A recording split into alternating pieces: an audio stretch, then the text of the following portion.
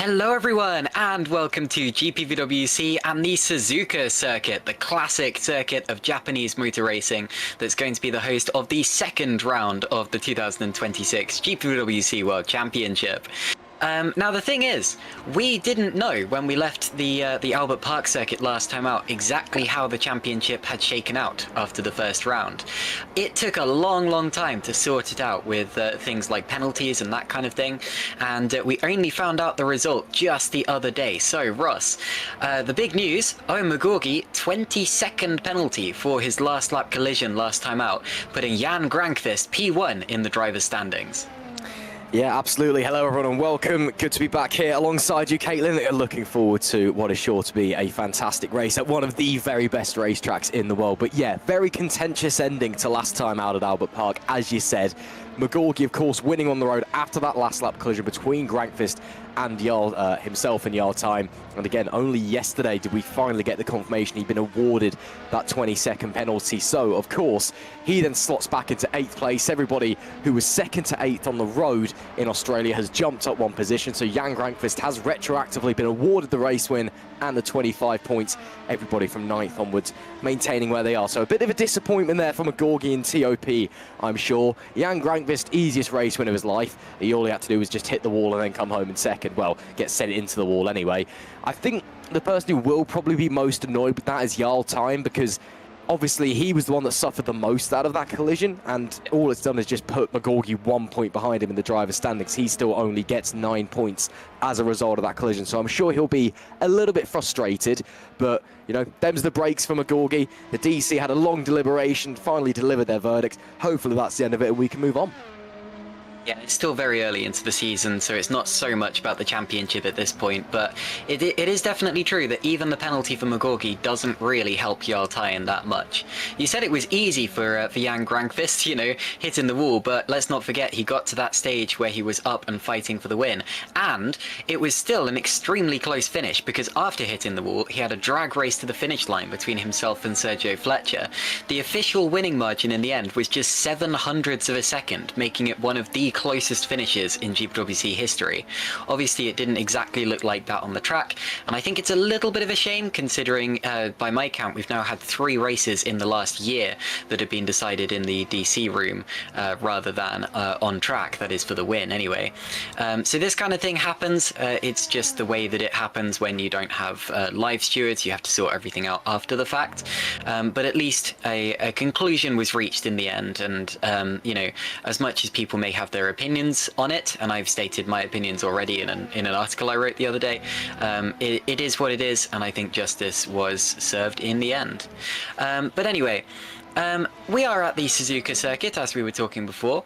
It is an absolutely fantastic track, and we have, oh, you can see a picture of the track on your screen there. We have a very dutifully provided video to show you how to be the cream of the crop around Suzuka. Welcome everyone, today I'll take you for a lap around Suzuka. Now for this corner we want to stay as far to the right as possible, don't cut that inside curb otherwise it'll unsettle the car. When you start a quali lap you don't want to take the shortest route to the start finish line, you want to go straight a little bit and make sure you don't go in the grass too much. Approaching turn 1 now, you want to make sure that you use all the tracks safely available, miss that first apex, you can brake more than you think, trust the aero a little bit. You can take the curb on the outside but be aware of the rear.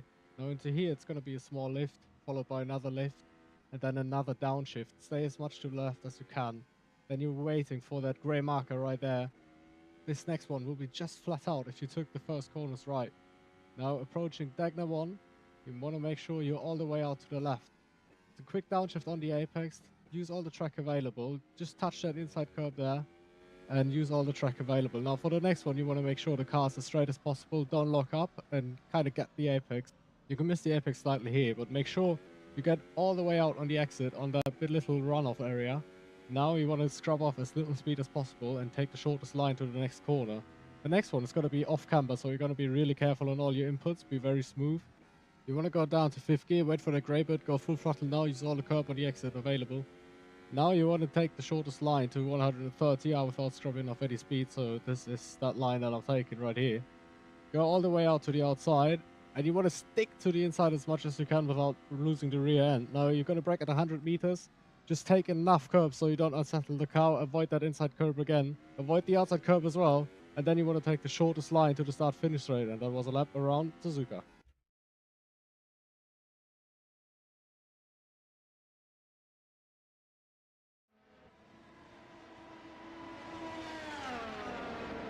Fantastic. Thank you to Moritz Kropp for providing us with that video. And it is a real classic circuit, Ross. We're about to head into qualifying, and I'm expecting to see cars right on the limit around here. Absolutely. I mean, built back in 1962 by the Honda Corporation themselves, it was originally supposed to be just a private Honda testing circuit, and they ended up making something that was just so unbelievably brilliant. It became the main place in Japanese motorsport, a country that is full of amazing racetracks all across the land, and it just, you know, it's brilliant. Everybody loves it. 5.8 kilometers around this place. That, I believe, is around about 3 or so miles off the top of my head. Yeah, 3.6, should I say. But again, it's really, really old school. Not a lot has changed across the years. Very, very narrow.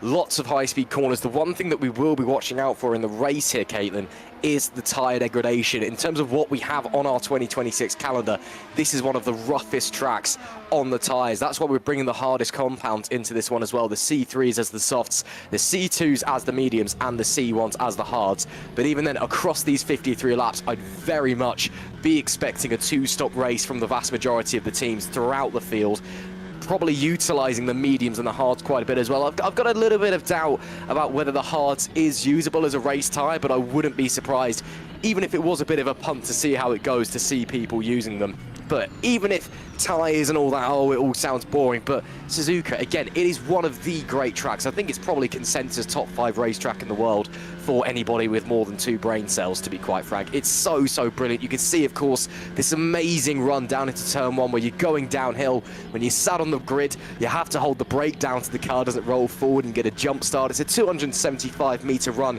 down into the opening corner from pole position, so not the longest, but again, you've then got that big 4th gear sweeper into the tighter turn 2. So many options here for overtaking, despite the old school style of it. And of course, we did see in the race here last year as well, big pile-up at the end of, or at the start of the opening lap, should I say, heading into the final S's section corner. And that's a very large crash there from Moritz Kropp, who did just show us his hot lap. I don't think that's how it's supposed to go. Oh, McGorgy's also just died, it would appear. Hope he's all right. But yeah, as we do wrap up this warm-up session, we did see that big pile-up in the early phases of lap 1 last year. Hopefully we'll be avoiding that one this year. And I know that Alessandro Maggio, who's done yet again a wonderful job of modelling the track for us. We'll see all the cherry blossoms at this side of the circuit and a burning TOP apparently.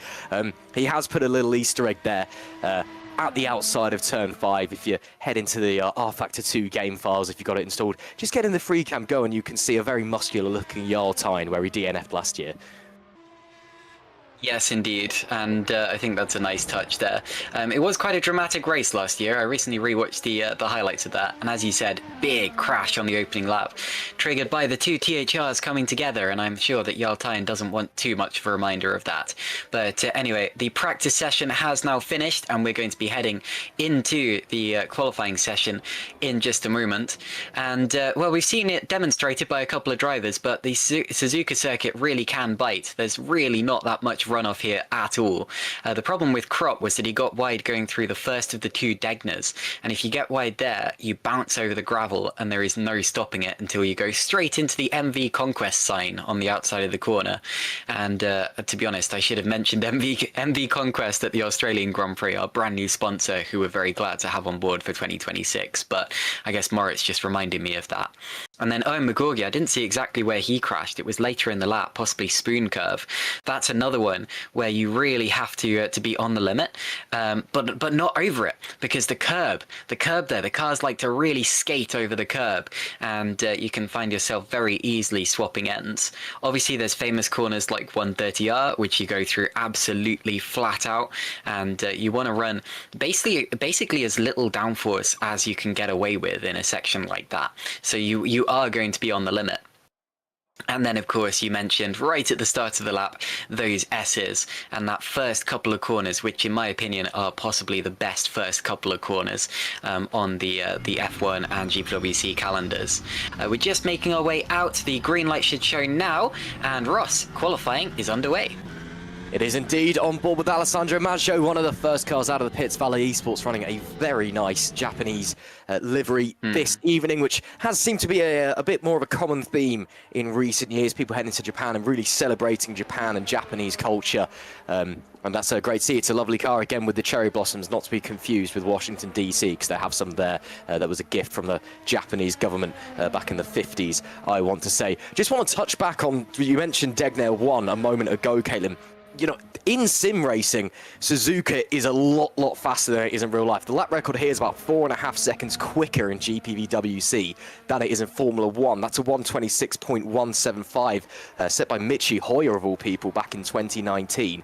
It's a track where, just in sim in general, it's just fast and you're on the limit all the time. And Degner 1 is probably in sim the trickiest corner on the circuit, because you mentioned running wide if you get it a little bit wrong on the way in, but also if you get it tucked in a little bit too much and you take too much curb, it will just spit you into the wall. I was in a voice call with our DC and Sandeep Singh while we were still in the testing phase of the car. He was just trying to figure out the lap run there. I think it took him about 20 tries to get through there without spinning when I was watching along with him, because he just couldn't quite nail the corner at maximum attack. So that's going to be a really vital section for these drivers. But again, it's a very tricky track. It's a track in sim that is a lot quicker than it is in real-world motorsport, because you can just push and give so much more than you can in a real car. You don't have to worry about ripping all the electronics out from underneath the floor and breaking your spine and all of those things. Maggio will begin his lap, though, running down into turn number 1. Looks pretty tidy through there for the time being. See sparks flying out underneath the car. Now the S section, very big bunch of corners. You go left, then right, then downshift for the next left. That's where Yartine is on the right-hand side. No, it's the next one where Yartine's on the right-hand side. You might be able to see him, in fact, if you keep your eyes peeled. No, I can't think you can, quite unfortunately. Then back to this Degner section, so a very quick yet technical Sector 1. Then this Sector 2, Caitlin, it's not completely different, as Maggio takes all of the curb and then some, but it's a little bit slower, a little bit more technical. A few hairpins, of course. We've got the main hairpin here, which is quite tricky because you're braking while you're still turning to the right for the previous corner. Then you make your way out, then it's all flat out on the run through turn 12, and then of course spoon curve, one of the most famous corners, or technically two corners in motorsport. You've got this heavy braking into the left, but it's still very quick. Don't want to run it too wide on the exit, because that'll really compromise you for this early apex next left. And now it's just a flat out blast into the Casio Triangle 130R. Of course, full commitment, but completely flat out, even with a full tank of fuel and in race trim in a modern Formula car. Flick the wheel to the left. That's just about scrubbing as little speed off as possible. Hard on the brakes into the Casio Triangle, get it in right, bounce over the curbs, back to the left, and then you just want to keep it as tight as possible for the shortest run to the line. Let's see what it's going to be. Early banker from Maggio, 128.4. Current best lap time of 128.3 from Norbert Jakab. Scratch that, it's Magorgi. Scratch that, it's Jankvist, because we're early in qualifying session, as all these guys are going to come on through. So Grankvist looks like he's setting down the early benchmark here, Caitlin, with that 128 dead. Javi Rose not horrendously far away. A little bit disappointed with Mark Schluter. He looks really quick in the practice session, was running really well in that True North car, which is of course a new team in Super League this year. First time in Super League for a long while for the Canadian squad.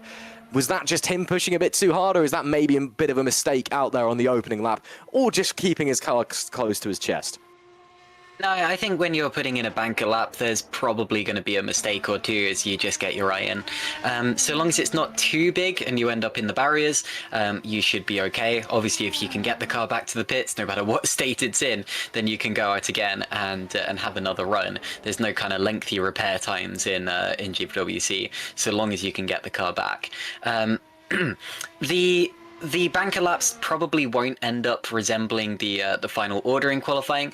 We often see the times absolutely tumbling towards the end of these, and I'm sure that we're going to see exactly the same thing today. Currently, it's Grankvist at the top from Rose and Magorgi. Those three are probably going to end quite close to the top of the order as well, simply because they are very good qualifiers. But I would be surprised if any of their current laps stand at the end, because they're all going to go quicker than that.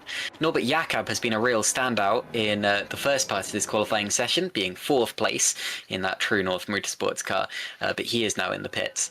Now, Ross, I mentioned earlier that you want to run as little downforce as you can get away with for sections like 130R, but in qualifying there's potentially a different philosophy.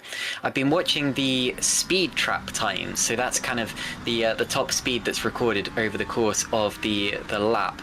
The fastest speed trap time, or top speed rather, has been recorded by Dylan Fisher, but he's only in 17th place, and a lot of the people further up the order have significantly, maybe 5 kilometers per hour slower on the straights, so they are probably leaning a little bit more into downforce and mechanical grip and that sort of thing, and it really makes me wonder how that's going to affect the actual race result when there's a very limited number of variables that you can actually change between qualifying and the race.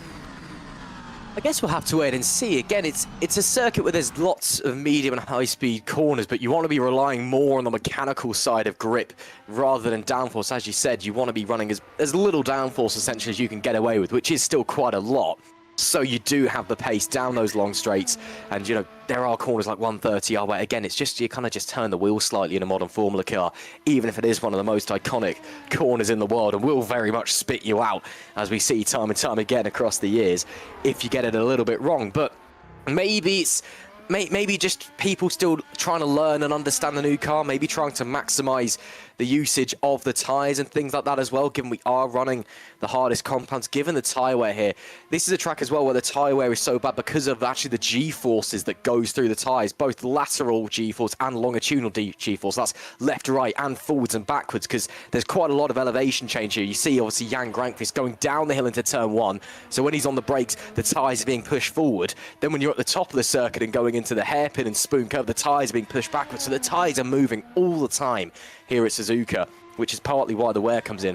Maybe a quirk of the new tyre model on this car, we don't know. Maybe as well it's something to do with the battery deployment. It could be that people more want to use battery elsewhere on the racetrack than down the end of the front straight to get a little bit more punch out of the corners. I guess we'll just have to wait and see. But if people are running more downforce, could potentially make it a bit more difficult to follow, but we'll have to figure out. It's going to be 7 minutes and 45 left in this qualifying session. Grankvist, very consistent sector 1. It's down on his best, which is the pole time, by nearly 2/10, but only by 0.02 of a second. Xavi Rose, a great lap from him early doors to go into second place. We'll keep following round our race 1 winner and the 2024 champion. That, of course, was Grankvist's first race win in GPVWC Super League since Canada last year, even if he didn't win it out on the road in the grand scheme of things. So I'm sure he was delighted to, albeit a bit delayed, return to the top step of the podium. Really down in sector number 2, though, so I'm going to presume he's probably going to abandon this lap. We'll wait and see if he pulls into the right-hand side, and yes, he will. So Grankvist not happy with that one. It was down in sector 2. Xavi Rose, though, 7 thousandths up in sector 1, so it seems we're already really pushing the limits in sector 1 of what we can get out of the cars and what the drivers have to offer. The Adonis looks really, really comfortable, though. Let's see what the sector 2 time is. It's a true purple as well, meaning he's not just the fastest on your screen. He is the fastest of every driver who has set the first sector so far. So this is a really competitive lap from Xavi Rose. This could be on for provisional pole position. He comes out of the final corner and he's going to keep it very tight up towards the line. And does he improve? He's 37 thousandths off as we speak. So Xavi Rose, I think that was an improvement, but only just, and he wasn't quite able to get up to the top of the order.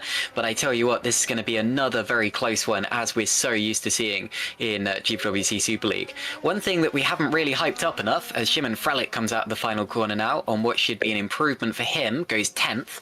One thing we haven't hyped up enough is that this is one of the most important qualifying sessions of the year. Suzuka is a difficult circuit to overtake, and I know you mentioned earlier that it's one of the highest in terms of tyre wear, and that is absolutely true. But even so, you should see drivers only making 1 or 2 pit stops, simply because it's so hard to overtake that you really can't afford getting stuck behind anyone. So this means that qualifying is going to be really, really important. You can't make up quite as much through strategy as you would otherwise otherwise be able to do. And I think the drivers that go up to the front have a very good chance of staying in front if they can keep it on the road. So this is a very important qualifying session, and I think drivers here will have more set their car up for qualifying performance than for race performance, Ross. Absolutely.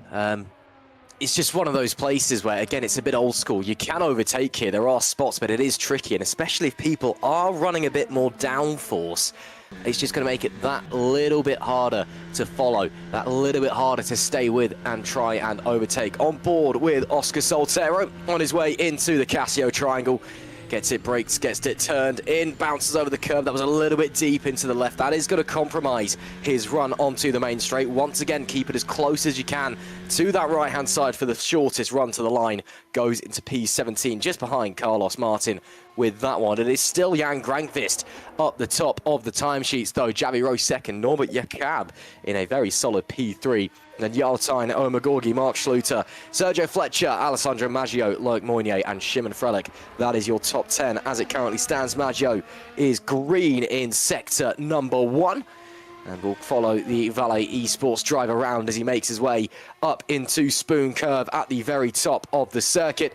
Gets it nice and wide on the run in to give himself the best opportunity to not run it too deep through the second part of there. That looks very, very nice indeed from Maggio, who had a very, very solid showing last time. Unfortunately, did end in the barriers, but it was a good race from him overall in Australia. I'm sure he's wanting to be chasing the checkered flag in this one at the very least, but if he can push himself a little bit further up the timesheets, that would be even better for the Italian. Shortest run to the line. Let's see what it's going to be. 2 green sectors for Maggio. Slots it into P3, and now that's top 3 all within a tenth of each other. Granqvist is on a good one, though. Granqvist has gone purple in the second sector. His third sector, though, I think he's just completed it, is not an improvement. But it looks as if he's still pushing. That's interesting. So it looks as if he's going for it again, unless he's pushing because he just wants to get back to the pit lane to have time to set up for one last run. He may still just about get time, but it's going to be close. But yeah, he is absolutely pushing, and we have seen it so far this year where drivers can do 2 laps in sequence. Yannick Bock, by the way, just set the fastest third sector of anyone. His first 2 sectors weren't there. He's only 7th in the order, but that is a good time there for Yannick. Jarltijn, a decent first sector. I believe he's running slightly lower wings than a lot of the other drivers out there. So you'll see him absolutely blast down the straight and then try to keep it on the asphalt through the likes of 130R and the Casio Triangle. He's on the grass going into the corner, but makes it stick. Now this is the stage in qualifying where drivers either have to commit to another run or come into the pits and set up for another run, and he's going to come in, and you can tell that by his second sector time being quite far down. So Jan will get one more try. Mark Schluter looks as if he's going to improve himself. Loic Moynier, I think, has just gone up to 10th place. And Mark, whoa, way wide in the corner. I think he's probably going to bail out of this one now. Comes into the pits, and he will get one more try. That looked to be a good one until he went into the wall, well, off the road, but into the wall properly went Norbert Jakab, and I think he's got damage to the suspension there. But if he gets back to the pits, he may just get time for another run, Ross. Yeah, it's going to be tight for the Hungarian. We'll wait and see. I think he will just about get away with it. It's a 22.5 second pit delta here, but that includes the pit stop. So Jakab will be able to come in, hit the escape key, then immediately hit drive and make his way back out, and he should have about 5 or so seconds. Will need to be a very, very quick outlap, though, and could be a bit tight. So we'll wait and see. Elsewhere, looks like Granqvist has made his way back in. Lucas Murno's abandoned that one, and he won't have time to go again. So Murno, the Brazilian, is going to stay down there, unfortunately for him. Thiago Melo, who's been a little bit off the pace so far in the sister line GP car in this session, will have to go for another flyer. He's only 26th at the moment. That was a pretty shoddy lap there from him, unfortunately.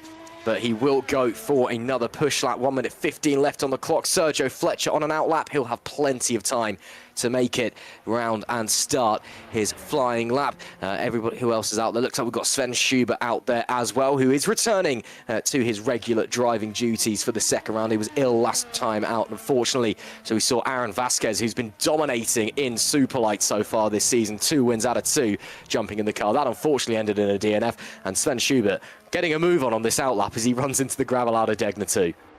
It's about the lariest outlap that I've seen in a while, but if he gets around, he should be okay. Tom Stevens will not improve. He is 11th at best, although the thing with THR is you can never panic when they have a bad qualifying position because they can always seem to make up for it somehow. We are now coming into the latter part of the session where the drivers will only get one more try at best. Xavi Rose is in the pits. He will not improve. Neither will Norbert Jakob, so he made it back but will not go out again. It's between Grankvist and possibly the likes of Alessandro Maggio, possibly Sergio Fletcher. The valets are looking very quick here. We'll keep an eye on those drivers towards the end of the qualifying session. Grankvist himself is on track though and will still challenge for a better time. And if we can take a look at one of the valet cars, I think that would probably be the best car to watch as the session builds. Well, here's Jan. He's on his push lap on exactly the same part of the track as Alessandro Maggio, but that's okay. That gives us a direct comparison when they go through the timing beams. Whoa, that's very Larry from Maggio. His first sector time's not bad though. It's only half a tenth down on the best time of all. It is slightly down on his best, but it's still good. Jarl Tyen setting a good first sector time as well, although he's slightly down on Maggio, so probably not in contention for pole position. Now we're seeing Maggio going through the middle sector of the track up towards the spoon curve, the frighteningly quick spoon curve that you've got to hook up. There's the curve that I was talking to you about that just kind of toboggans the car wide, and he's managed to hook it up. And now what's his second sector time? You see it on this straight. He comes up the hill and towards 130R, and it's purple, and it's true purple, so that's quick for Maggio. This could still be in contention for pole, or at least for the front row of the grid. He flicks it in to the Casio triangle, being as rowdy as he dares, gets a little twitchy through the final corner. I'm not sure it's going to be good enough, but we'll see. He's second. Oh, just 18 thousandths of a second down. Now let's see, where is Sergio Fletcher? He's completed it. He's in the pits. Max Schluter completes it. He stays sixth, or goes sixth. Grankvist has completed his lap as well. He does not improve, and I think that's pretty much everyone in the top 10. Maybe Yannick Bock. We'll see if Yannick completes it. Lucas Murno could still break into the top 10. He is actually on a good one here. We'll see if Lucas can get into the top 10 with this one. I think Schluter should stay where he is on this lap. Murno goes 11th. Not bad whatsoever. He's just behind Owen McGorgy, who I think will be a little bit disappointed with 10th position in that one. And that rounds out our qualifying session. So, Ross, as always, it's a close one. The top three separated by less than 400ths of a second. Grankvist takes pole alongside Maggio, Rose, Jakob, Fletcher, Schluter, Munier, Tyen, Bock, and McGorgy, the top 10 there. Owen McGorgy, who took pole last time out, will be a little bit disappointed with that one. And then we go through to the second slate. Sorry, Ross, you can carry on. No, I was just going to say, yeah, he'll be a little bit disappointed with that one, I'm sure. But, you know, them's the breaks. He's got chance to move forward. I'll let you carry on, Caitlin. No, that's absolutely okay.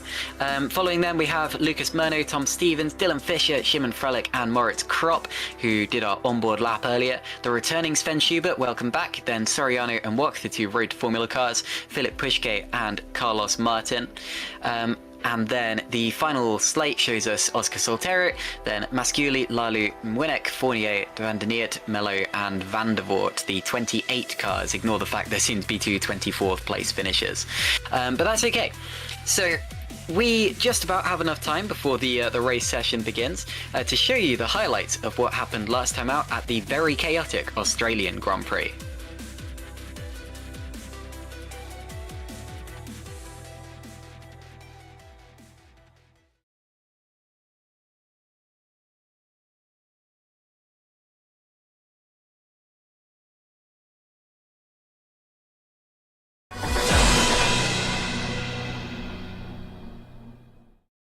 Hello GPVWC, it is a brand new season and we are getting prepared for 58 laps of the Albert Park circuit to kick it all off. The drivers are looking ahead to turn one, they're looking ahead to the rest of the race, they're looking ahead to the rest of the championship, and when these lights are out, 2026 will be underway, as it is now. Owen McGorgy gets a good launch actually, he's already pulling away from Aaron Vasquez, but he will have the inside line, and McGorgy does take the lead. Grankvist gets through cleanly in third position, Munier is up to fourth, then it's Maggio and Tyen up to turn three now. This is the first real heavy braking zone of the lap. lap. This is where overtakes can happen for the first time. Mark Schluter to the outside. He gets back up into 6th position ahead of Jarl Tyen. Looks to have been a clean start, at least at the front. McGorgy continues to lead. He's got nearly a second ahead of Vasquez already. That's very wide for Sergio Fletcher now, who's going to be side by side with Carlos Martin. Well, of course, there'll be blue flags that have to get out of the way. Vasquez and Moynier side by side into turn 9. Moynier's going to get it done. World champ moves up into the podium places. You could tell he had the overspeed with the aid of DRS. There's actually 4 DRS zones on this lap. And look at Maggio now sweeping down the inside. Vasquez got a really bad exit to the corner. Maggio took advantage. And now you've got Schluter taking advantage as well. And outside overtakes seem to be the order of the day so far. That was incredible. Whoa! And Vasquez in. Oh, and it's a huge accident. Vasquez flips the car over, the rear wheel is off, and unfortunately a very promising qualifying performance for Aaron Vasquez is going to mean absolutely nothing. Thought that the TOP car would have had a bit more pace in it, or maybe he's keeping it nice and easy. He didn't qualify particularly well. That's Grankvist to the lead though. So Grankvist does make the move. I was expecting to see him into the pits. And look at Jarl Tyen. Did you see that massive twitch in the background there? Did well to hold it, but he's under pressure now from Fletcher. Let's see then if the race leader is going to dive in, and indeed he is. Lap 17, soon to be 18. Jan Grankvist comes in for his opening stop. They're going to slot right into quite a lot of traffic there. And while it is easier to overtake this year, it's still not ideal to be in traffic. You can see Mounier in the background making a move on Jukka-Pekka Laulu and just about making it stick. So Grankvist has come out just ahead, and they're just split by Eros Masciuli. Mounier makes the move, and it's going to be a double overtake as they bang wheels, and Grankvist goes off into the grass, comes back into the side of Masciuli. A little bit ugly there between 2 former championship contenders, and Mounier has made the move with a very opportunistic bit of driving. And now we're watching Jarl Tyen as he's slipstreaming his way to the back, and he's going to do exactly the same thing now around the outside of Owen McGorgy into the lead of the race, at least provisionally. So Tyen leads, but he is still yet to make his stop, as is McGorgy. McGorgy does now make his way into the pit lane. So now then, we wait to see when McGorgy comes up, but this now feels like a race that is potentially teeing up to be in the hands of THR and Jarl Tyen. And it's 3 wide with Grankvist. Grankvist makes it 3 wide on the outside. Mounier holds it on the inside, and they bang wheels once again. So once again, these 2 former championship contenders who are racing for the net lead of the race come to blows while doing so. But I have to say I haven't heard any whisperings of rain. Jarl Tyen has been in and out, as has Tom Stevens. They nearly double stacked the THRs there. And where is Tyen in relation? Wow, so Mounier is long gone. Tyen is out in 8th position, and Mounier now retakes the lead of the race. And somebody's gone off there. Is it Maggio? I think it's Maggio. So Maggio is the cause of the yellow flag. He's dropped 3-4 positions. Is he still in the race now? Oh, that looks like an impact. Maggio is in the gravel. His front is missing. I can see some smoke emanating. Is there much damage to the back of the car? I reckon that's race over for Alessandro Maggio, unfortunately. And this time it's not his internet that's done him in. So here is Jan Grankvist now. He'll get the DRS open. He'll be using push to pass presumably as well. We've got a brand new version of push to pass this year. Oh, and the car got very twitchy as he went out for that as well. As he cut to the inside for the move, the car nearly broke away on him, and he did very well to catch that and also still make the move. He's going around the outside of Jukka-Pekka Laulu by the look of it. Whoa! Massive twitch. And the wheel absolutely pings off the car. The wheel just went out of space, I think. Hang on, watch this here so you can lose it. Oh, yeah. It's just gone. Ooh. Schluter's round. Oh, he's going back across in the middle of the circuit. Does well to hold the brakes and to carry onward. What on earth happened there? That's such a bizarre place. And McGorgy already starting to look. Grankvist defends. McGorgy's going to stick it to the inside. Oh, McGorgy, welcome back to the race lead. He started on pole position, and after some pit stop drama and differing strategies, the Englishman is back in front. As Jarl Tyen looks to the inside of Grankvist, that's a big, big run from Jarl Tyen, side by side, big kick of oversteer, too greedy on the throttle pedal, and they're still next to each other, 2 by 2.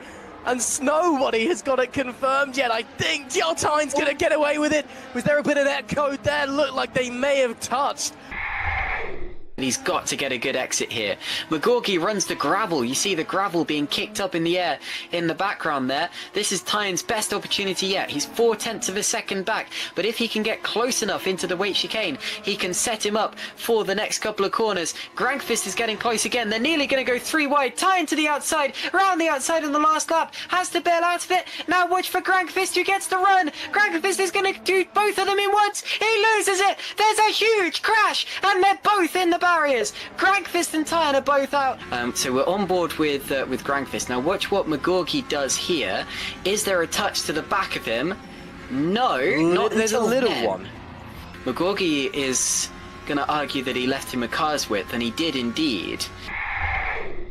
Owen McGorgy has won the first race of the season, followed by Jan Grankvist, Sergio Fletcher, who I believe that's his first GPVWC podium in Super League, in 3rd place, so congratulations to Sergio for that. Remember, points go down to 15th here, so Xavi Rose does snag a point there for 15th place.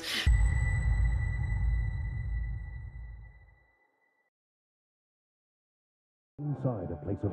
On the next pretzels. Kelty seat, the coffee beanery, Tyrek. Flat out. Oh no! Oh no! Who's round? It's Magnussen. Oh, it's going to be a touch moment. It's in the barrier. Oh, they spun. Oh, this is a carnage. And Menocop's Oh gonna my win. It's a double pass. Could they take each other off? They don't. And Flack slide. It's a victory for the Tuties. They touch. They're now. Oh no! Soriano's gone around and met the wall. Mitchell will go through. Does it go uphill into turn 4? Oh, around the outside. What a fabulous move. Frelick will use all of his as well. Here he comes. He makes a move. They touch. They run wide. And Munio's going to get it. We're going 3 wide. Look at Sing. contact. Oh my goodness. Tyne has lost a wheel. Time's out. The dramatic race that we were teeing up the entire time has come to an end.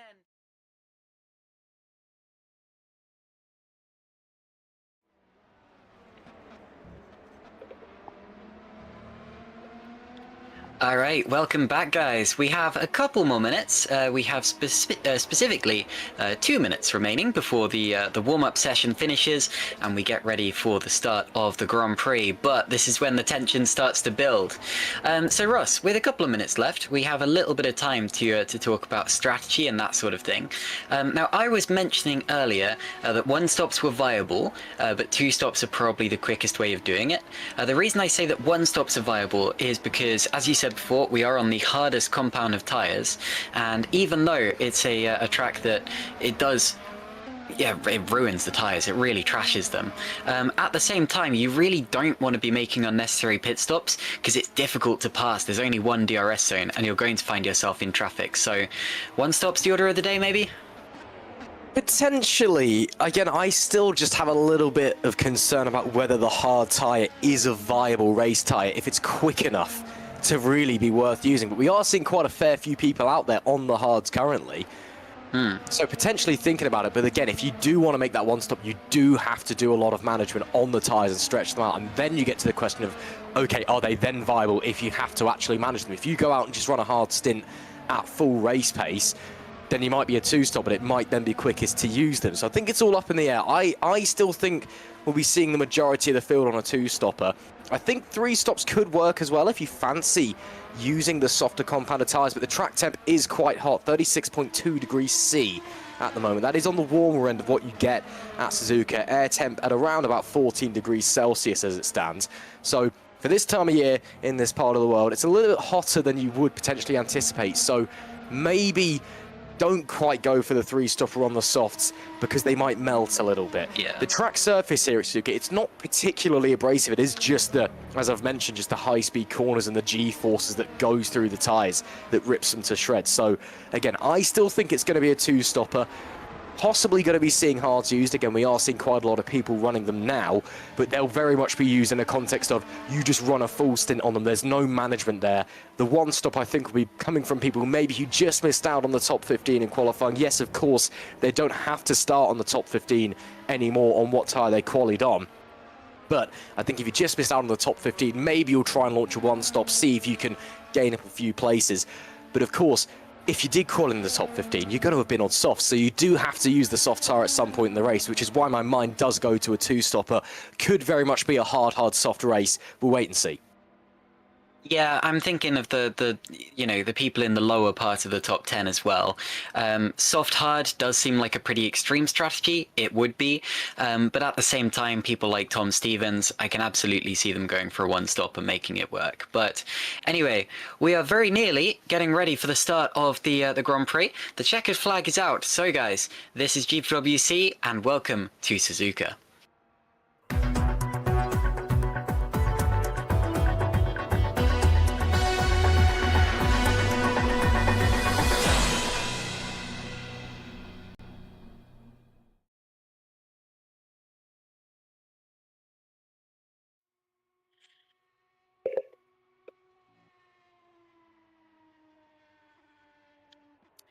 So we're not expecting any grid penalties today. What you see is what you get. We will very quickly double check that, but I'm sure we will get that to you before the start of the actual race. It's going to be 53 laps today, which is a pretty standard length for a Grand Prix circuit. It's about in the middle of what you would expect in terms of length. There you go, 5.8 kilometers. The longest, of course, is Spa, which is just over 7 kilometers. The shortest is Monaco, which is about 2.5 maybe. But yes, Suzuka about bang splat in the middle, and it has a bit of everything. It's very much a driver's circuit, like you said before, Ross. The first couple of corners, the S's are fantastic as well, and we've been talking a lot about strategy leading into this one, and about how the drivers don't necessarily need to start on the tyres that they qualified on. Ross, I absolutely think the hard tyres are going to be used. I don't see why so many drivers would be out there in warm up on the hard if they weren't going to be, and I really think that this is going to be a case of, as you said, push as hard as you can on those hards, really get the most out of them. If this was last year, it would 100% be a one stop, but today I think it's much more flexible. Well, the beauty of changing tyre models and changing car regulations and all of the above makes it a little bit different this year, and especially early doors in the season. Maybe not so much for the teams, but certainly for us, as fans, as viewers of what's unfolding, each race, it's just going to be a little bit of a learning process, trying to figure out what teams are doing what drivers prefer, what tyres, what strategy, what setups, etc. with these new cars on these new tracks. So we'll just kind of have to take it as it comes. Again, I think I will agree. I think, especially given how many hards we saw run in the warm-up session, I think we will be seeing the hards used, but I still don't think as running the hards as a one-stopper on a management race, I don't think they're just going to be quick enough. I don't think that it's going to be worth using. Unfortunately, I wasn't able to catch the Superlights race a couple of nights ago. I normally do, because that can give you a little bit of perspective. I was only able to catch the odd lap here or there in the middle of my darts game. So I don't quite have that knowledge with me, unfortunately, that I normally would do going into it. But as we get away on our formation lap, our sighting lap, we'll just have to take it by ear. But again, I think we will probably be seeing the hards being used. Interestingly enough, according to my race view, it seems to be that hards are very much the tyre of choice up the front of the grid. And if you're seeing those behind the graphic a little bit as well, it looks the same. Grankvist is saying he's on soft on race view, but we can see he's on hard. Yeah, so that might have to update. No, he is starting on softs. Okay, that's very interesting, because that means there's only 2 drivers, Caitlin, that aren't starting on softs. That's Grankvist from pole. In fact, there's a couple more coming in now. Thomas Vac on mediums and P18. Jeffrey Fournier and Danny Van Den Eek, 25th, 26th, also on mediums. Everywhere else starting on hards. Yeah, sometimes it takes a little while to update, so we'll check that at the end of the lap. But first of all, could we take a look at the grid and how they line up for the start of this one? So, it's going to be Jan Grankvist, our championship leader and race winner, on pole position. Alessandro Maggio is P2, then it's Xavi Rose and Norbert Jakob, a fantastic qualifying there. We didn't really see what Norbert was capable of last time due to his qualifying antics. Sergio Fletcher is 5th, then it's Mark Schluter, Loic Mounier reigning champion, and Jarl Tyen reigning runner-up, if that is such a thing in 8th position. Then it's Yannick Bock, Owen McGorgy, Tom Stevens and Lucas Murno. Breaking news, if you didn't catch the first part of this broadcast, Owen was stripped of his victory after the last one. He ended up in P8. Then it's Dylan Fischer, Shimon Frelich, Moritz Kropp and Sven Schubert, the two Fraser Tartan racing cars starting side by side, and of course it's a welcome back to Sven Schubert, his first race of the year. Road to Formula lock out the next row of the grid, row 9, and then it's Philip Pushke and Carlos Martin, who is P20. A little bit disappointing for those two. I'm sure they can do better than that. Oscar Soltero is P21, then it's Eros Masculi, Jukka-Pekka Lalu and Maciej Winnick. Lalu there I think will be disappointed with 23rd. Super Venturi are tied for the lead of the team's championship after McGorgy's penalties. Then it's the Red Archers of Fournier and Van der Neert, then Thiago Mello and Tom van der Voort, and that rounds out our grid of 28 cars. So before we get going, Remco, are you able to show us the tyre graphic, if that's okay, just so that we can see who's starting on what tyres? Obviously at the start of the lap we got a relatively good idea of it, but it has changed. Wow, look at that. Jan Grankvist appears to be the only driver starting on soft tyres, so expect him to absolutely bolt at the start of this race, and he's going to have real trouble if anyone gets ahead of him, Ross. Well, is that a gamble that's going to pay off, though? Because when you're the only person on that compounder tyre that's on the softest tyres, yes, he's going from pole, yes, he'll try to bolt away, but if he gets held up, if he loses that lead away from the line, it could be problematic. And again, there's nobody else on that. He can't have his engineer watching the other cars, telling him what's going on. It's all up in the air as the final cars come into the grid. Yeah. When you all reveal your hand and you've got something different to everybody else, it's either a moment of supreme confidence where you're like, yeah, I got this right, or a moment of, oh dear, what have I done? So we'll have to wait and see, because Jan has, well, he's got it all to do now. The lights will come on, and when those 5 red lights go off, we will be underway for 53 laps of Suzuka, and it's go! Let's watch Grankvist see if he covers off the lead into turn 1. Maggio comes across, he actually has the inside line, and Grankvist is not able to cover him off, and he does now. So Grankvist leads into turn 1, followed by Maggio. Fletcher running a little bit wide, and should just about get around Xavi Rose there. He'll have the inside for the S's. Rose keeps 3rd place. So Grankvist leads, followed by Maggio, Rose, Fletcher and Jakab. Now this is where it all went very wrong a year ago, so I'm hoping that everybody makes it through this section of corners cleanly. I'm watching the drivers further back in the field to see if anything happens. Walk and Schubert are swapping places back and forth. Now into the Degners, very wide there for Grankvist, but that's just a differing line there from Alessandro Maggio behind, and they all managed to make it through without too much gravel being kicked up or anything along those lines. Into the hairpin now, this is sometimes an overtaking opportunity. Loic Mounier has made up a couple of places. He's buried into the gearbox of Norbert Jakab pretty much, who has dropped a place down into 5th. We're looking back now to Mark Schluter, who ran out of fuel on the last lap in Australia, and he was saying to me that he knows he can do better. McGorgy has made up a couple of places in the early stages. The drivers behind him are pretty much where they were in the early stages. You can see Tyan, Bock and Stevens have all lost one. Lucas Murno's gained a place. Soriano's up 4. That's a very good start for Hosey there. Now into the Casio Triangle. You can sometimes see some moves there. There was a little bit of a look from Mark Schluter, but had to bail out of it. You need to be fully alongside your opponent to have a look into there realistically. And at the end of the first lap, Ross, it's Grankvist leading from Maggio, Ross, Fletcher, Jakab and Mounier. Yeah, a couple of moves still being made here or there. Here we see Mounier going wheel to wheel with Jakab. Jakab's going to hold on to that one, though, in the True North car. Great start, it must be said, from the Valley Esports pair. I think Fletcher was really unlucky not to get in front of Xavi Rose to make it a 2-3 for the squad. Interestingly enough, most of the drivers at the top of the field are holding with Grankvist at the moment. Whether they're using more battery, whether they're just tucking into that slipstream, we don't know quite as of yet.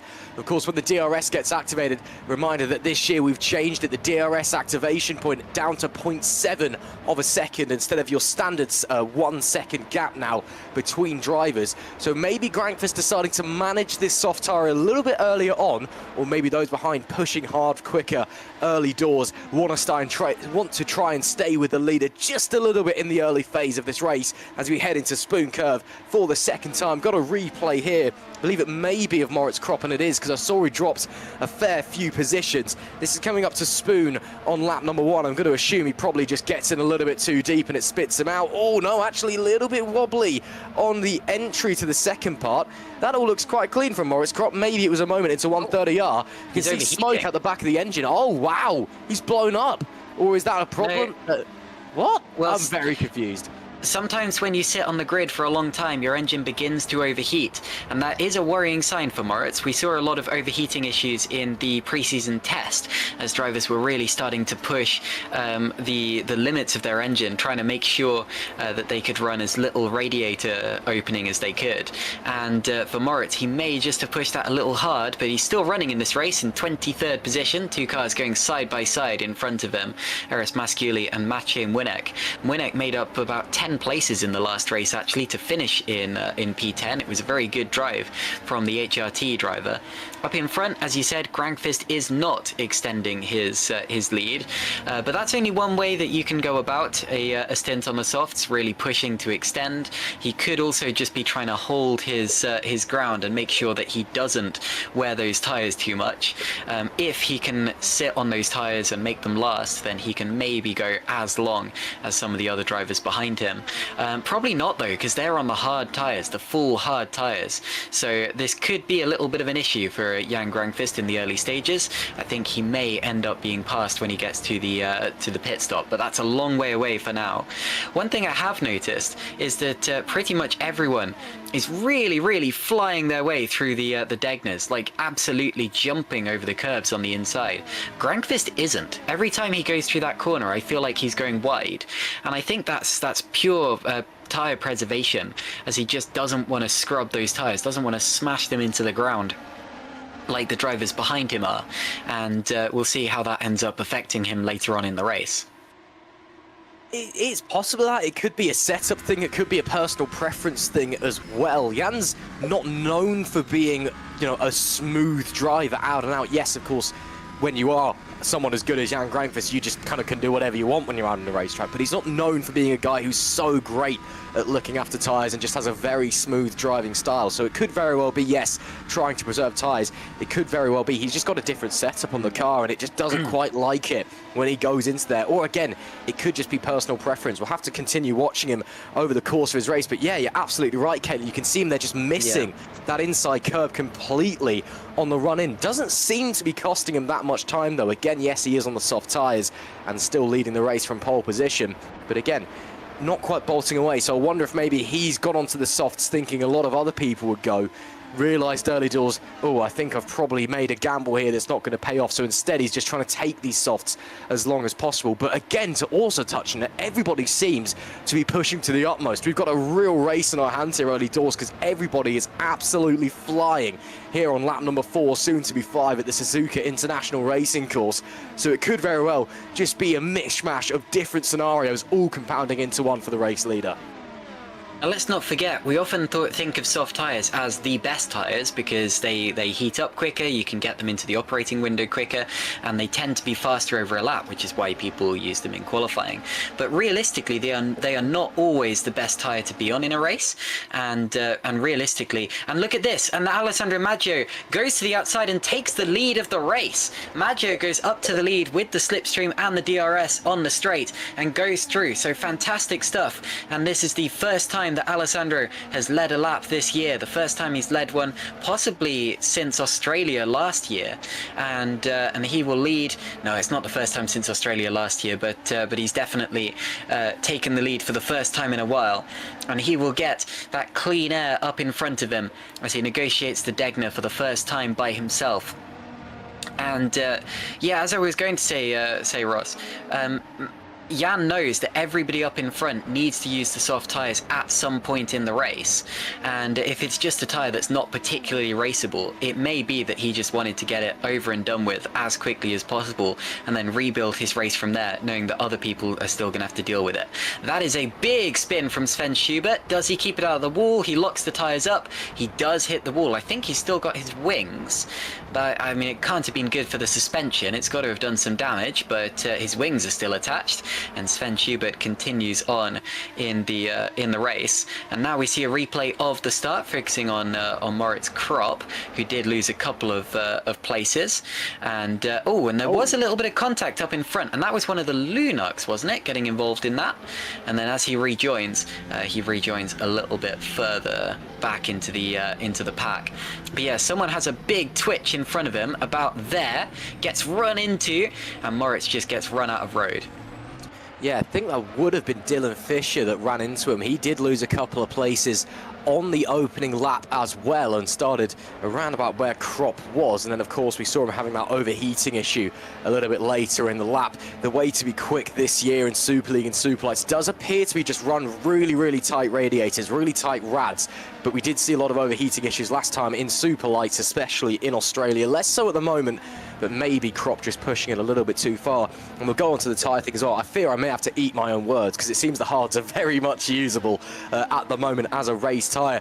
One thing we do have to remember as well, as you mentioned, Caitlin, that sometimes a certain compound of tyre just isn't the best to be on, even if it is the soft. That goes into things like temperature as well. Again, it is quite warm here in virtual Japan anyway for this time of the year. 14 degrees Celsius air temp, 35, 36 poking into degree track temp. That is quite warm. And again, harder tyres are actually better to use on warmer track surfaces. They're able just to deal with the temperature and how it goes through a heat cycle just a little bit better than the softer compound. And because we are using the hardest compounds of tyres here as well, it could be that this is just working out really nicely for the hards early doors. But again, as you mentioned, everybody in the top 15's got to be on the soft at some point. Maybe Grankvist is managing this and getting it out of the way early doors so he can go out there on the hards later on and maybe take his second race win in a row and his first on the road as well. He currently sits in P2 just inside of the DRS zone of Maggio as we're on board with reigning champion Loic Mounier. Runs a little bit deep into turn 2 there, front of the car just pushing on slightly. You could see he was right on the limit of grip in the front, just gave way, but able to keep it nice and composed. I talked about Jan being a driver who's not known for being smooth. This guy very much is. You look at how delicate he is with the steering wheel, with his throttle and his brake inputs. He is so precise, is the Frenchman. And again, when he has little moments like that, yes, it might cost him a bit of time in the moment, but he's a driver that's never going to overreact and then find himself spat out into the barrier. Yeah, to be honest, I would say that Jan is particularly good at saving tyres. I remember Silverstone a couple of years ago when he left his strategy really flexible and extended from what would have been a two-stopper onto something he made look like an easy one-stopper to win the race on that occasion. Possibly one of the only drivers who is as good at preserving tyres as Jan Grankvist is Loic Mounier. They're two drivers that you can never count out of a race, no matter what kind of strategy they've been on at the start. And realistically, it's way too early to be talking about how this race is actually going to play out now, in terms of actually predicting where the likes of Jan may end up.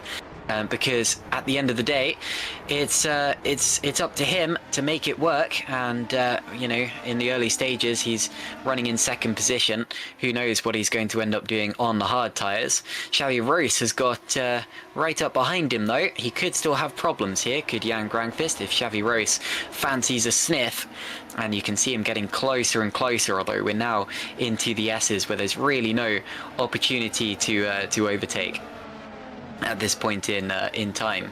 Jan Grankvist, by the way, absolutely loves the Suzuka circuit. It was one of his most successful circuits in GPVWC, always has been. He was second here a year ago. He won it in 2024 on his way to the championship.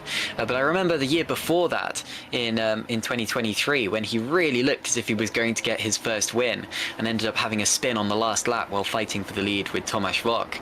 Wok did end up getting his first win on that occasion, but Jan was so close and he had to come through from the back of the grid as well. So I remember 2024 being like a redemption moment for Jan, winning at Suzuka, and then 2025 was just more of the same, really, as he demonstrated his Suzuka prowess. And I very much expect that Jan is going to be having at least a good time behind the wheel of this car, because this is clearly a track that he takes to like a duck to water. Not his favourite circuit though, that is of course Sepang, which if you were there on GPVWC day last year, the second he saw that on the calendar, couldn't help but literally scream for joy and then have to embarrassingly apologise in front of everybody as everyone else got a bit confused.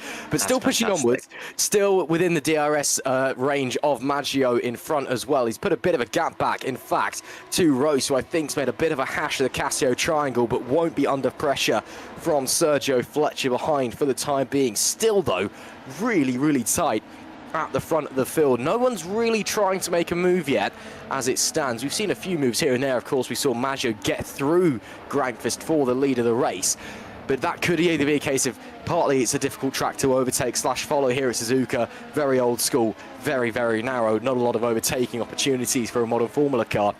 It could also be, though, we've seen that everyone's pushing quite hard early doors in the race, which is not something we've been particularly used to in GPV across the last couple of years.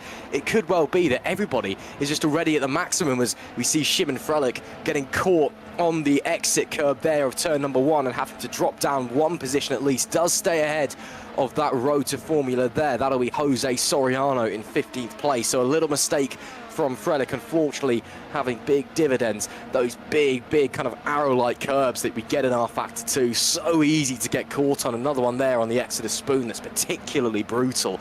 So easy just to hook a wheel over those, and once you've hooked a wheel, you are just straight lining that thing, no matter how much lot you put in. You could go for the Henry Cynic school of R-Factor thought and just whack a maximum lock and the car still wouldn't turn. So it's just one of those things. A big shame there for Frelick, but he only suffered one position, lost to my eyes to Dylan Fisher. It's not over yet for the TOP driver, and still a long way to go as well in this race as we are crossing the line to go onto lap number 10. It's ironic that Frelick lost that place to Fisher there. Fisher actually lost quite a few places. He got a grid penalty, sorry, a time penalty after the Australian Grand Prix, just as Magorgi did, and that was for a collision with Shimon Frelick, one that ended up with Frelick facing backwards into the gravel. Fisher ended up with a 10-second penalty there, which dropped him outside of the top 10. Another driver who got a time penalty was Lucas Murno. He would also have ended up inside the top 10 in the end, but ended up losing out as a result of that one. So it was almost like nobody wanted to end up in the top 10 at the last one, with Magorgi nearly dropping out of that altogether, and then Fisher and Murno both picking up penalties of their own. But yeah, I just thought that was pretty ironic there, that of all the people Frelick could have lost that place to, Dylan Fisher is now up to 13th place. Yeah, doing okay so far as Dylan Fisher. Again, he's a driver that I heaped a lot of praise on in the pre-season, a driver that I think already is very, very good, but perhaps has some of the most potential that we have here in Super League, which is a bit of a weird statement to say, because you'd expect these 30, or well, this season 28 anyway, drivers to be the best of the best in R-Factor 2. Fisher, of course, he is a Super Lights Vice champion. He's got pole positions here before in Super League. Certainly a driver that has shown lots of talent, but again, I think is a driver with even more promise as well. But so far in this race, it's not quite clicked. Yes, very much still in the points-paying positions, but maybe it's just this early stint on his hard tyres isn't quite suiting the Lunite driver. He's still new to the squad as well. We must remember that. Maybe still trying to get used to how they build and set up a car as to the inside and getting it back nice and easily done there for Shimon Frelick. The Polish driver gets it done even before the braking zone down into turn number 1. You can just get the DRS, dump the battery and move up the inside. It's pretty textbook stuff, but it is very effective. So Frelick makes up for his mistake, gets back up into P13. Now we can get his head down and try and chase the THR of Tom Stevens up in front. Yeah, and chase him he will. Shimon, I actually predicted for a podium this weekend in my my article that I wrote a few days ago. Hasn't quite materialized so far, but he's pushing on. Tom Stevens here, P12, and even at this stage in the race, I wouldn't panic if you're a Tom Stevens fan. We've seen him down in lowly positions after qualifying so many times, and he always seems to end up at the pointy end at the end. Tom ended up with a podium at the end of the last race, and even going on to the last lap, that looked pretty much impossible, but he ended up in 3rd place, partly as a result of the accident that took place, and partly as a result of the penalty that was also a result of the accident that took place, so ended up gaining all of those positions as a result of that. And yeah, third place in the end was the result of Tom Stevens, from all the way down in 12th on the grid, which I think is also where he qualified for this one. So keep your eye on the THR driver of Tom Stevens, especially after the pit stops, when it starts to get a little bit more frenetic. One thing I have noticed, Ross, is that so far in this race, it's been a little bit like the race we saw in 2025, albeit without the massive pile-up on the first lap. But other than that, it just kind of seems like the train is reinventing itself, and we're just waiting for that first raft of pit stops to really kick things off once again. Well, it's still been a very tense race, that's the thing. Even if we are, you know, quote-unquote, getting a bit of a train, or however you want to phrase it, still lots of pushing from everybody out there, lots of things to keep in our mind, but I am in agreement. I think we are still just waiting for someone to pull the pin, make that first stop. You'd expect it to be Grankvist, of course, on the softs, but with these hard runners at the top, whoever dives in first, that I think is when we're going to see an explosion in the action. Again, it does fall down to a little bit of Suzuka in sim just being one of those tracks that's so fast, and everybody's so good at it. Again, this is GPVWC Super League we're talking about. It's 28 of the best drivers that you can find in sim racing. So of course, all of them are going to be very good around here. But for whatever reason, no matter what sim, no matter what championship you come here, everybody's just so quick, and it's really tight out there. So I think we will just wait to see when people are going to be diving in. The front left of Grankvist, already you can start to see the wear coming in. Again, you get that graining pattern. That's not actual graining. R Factor 2's time model, while very good, doesn't quite simulate actual graining, unfortunately, but that just shows the level of wear that's starting to come in on the softs. And he is driving, you know, you can tell he's driving quite smoothly, a lot more smoothly than he normally would.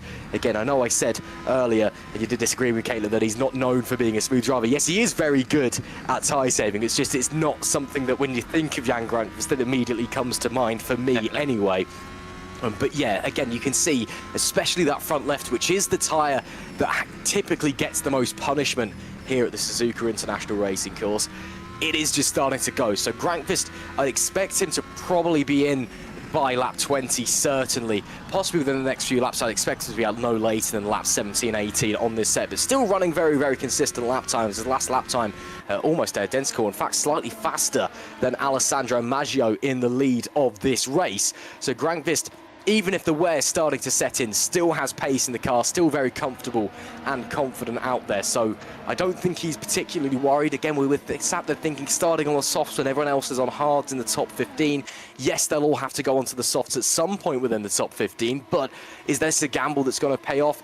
We're not sure, but he's still running P2 right now. He hasn't bolted away like we expected he would, but he looks pretty comfortable out there on the circuit. Yeah, I mean, Grankvist is definitely going to be the first person to pit out of this bunch. I don't see it any other way. And I mentioned, and you can still see Maggio actually trying to break that toe, trying not to give Grankvist the slipstream that he would get otherwise. But yeah, I mentioned earlier the soft-hard strategy and how ambitious that would be. I'm starting to realize that is probably what these drivers are going to be targeting at this point in time. And I think the lap that Maggio pits, providing he does go onto a set of hard tyres, which I expect him to, the lap that that Grankvist pits is going to be worth making a note of, because say he pitted on lap 16 and went onto the hard tyres, we would expect him to run to the end. So if you take the other drivers' strategies and take maybe 16 laps from the end of the race, it's off in the background, and that's Sergio Fletcher there losing 2, 3, 4 positions and rejoining down in 10th place. So Fletcher there with a big mistake, dropping down the order. Now, we'd already seen at the start of the lap, I was going to bring it up, that Loic Meunier had passed Mark Schluter. Meunier is now up into 5th position.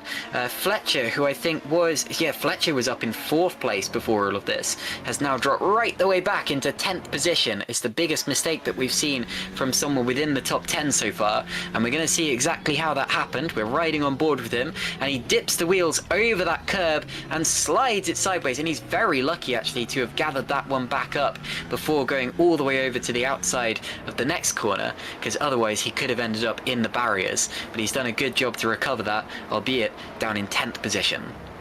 Yeah, those triangle curbs, like I was talking about, Caitlin, all it takes is you make one little error, you turn in slightly too late, the car maybe isn't as settled as you'd like, you hook a wheel, and, well, that's that. You drop positions. Moynier up into 4th place there, sweeps around the inside of Jakab. No issues whatsoever for the Sparks Nix Sim Racing driver. Now, that is a big shame, of course, for Sergio Fletcher, going back to that moment we just saw. On the one hand, yes, it's quite annoying, especially with Maggio in the lead of the race. You'd much prefer to have 2 cars up the front because you can kind of almost plan out your strategy and have somebody as a rear gunner if you need to be. But dropping down to 10th, still very much in there. Again, this kind of opening group, which is quite a lot of drivers, it must be said, they're all still fairly close together. It does potentially give Valo the option to twist up and shake up the strategy as well. I don't think that will have hurt Fletcher's tyres too much. It was only really a half spin and a bit of a trip into the gravel, so he shouldn't be worried about any flat spots or anything like that. But again, it does just give the option, okay, what if we extend Sergio even further, get him to tyre save more now, or maybe we short pit Sergio, put him onto a differing strategy from Maggio in the sister car. So there's options there for the Italian squad. Big shame, though, for the Spaniard. He was running very, very well early doors in this race. In fact, both of the Valet cars were. But it does potentially remove that option for a rear gunner for Alessandro Maggio later in the race as well. Lap 15, soon to be 16, here at the GPVWC Japanese Grand Prix in Super League. Of course, if you're enjoying all of the action, make sure you head down to the Discord and the website in the description, especially if it's your first time watching GPVWC. Find out how you can get involved.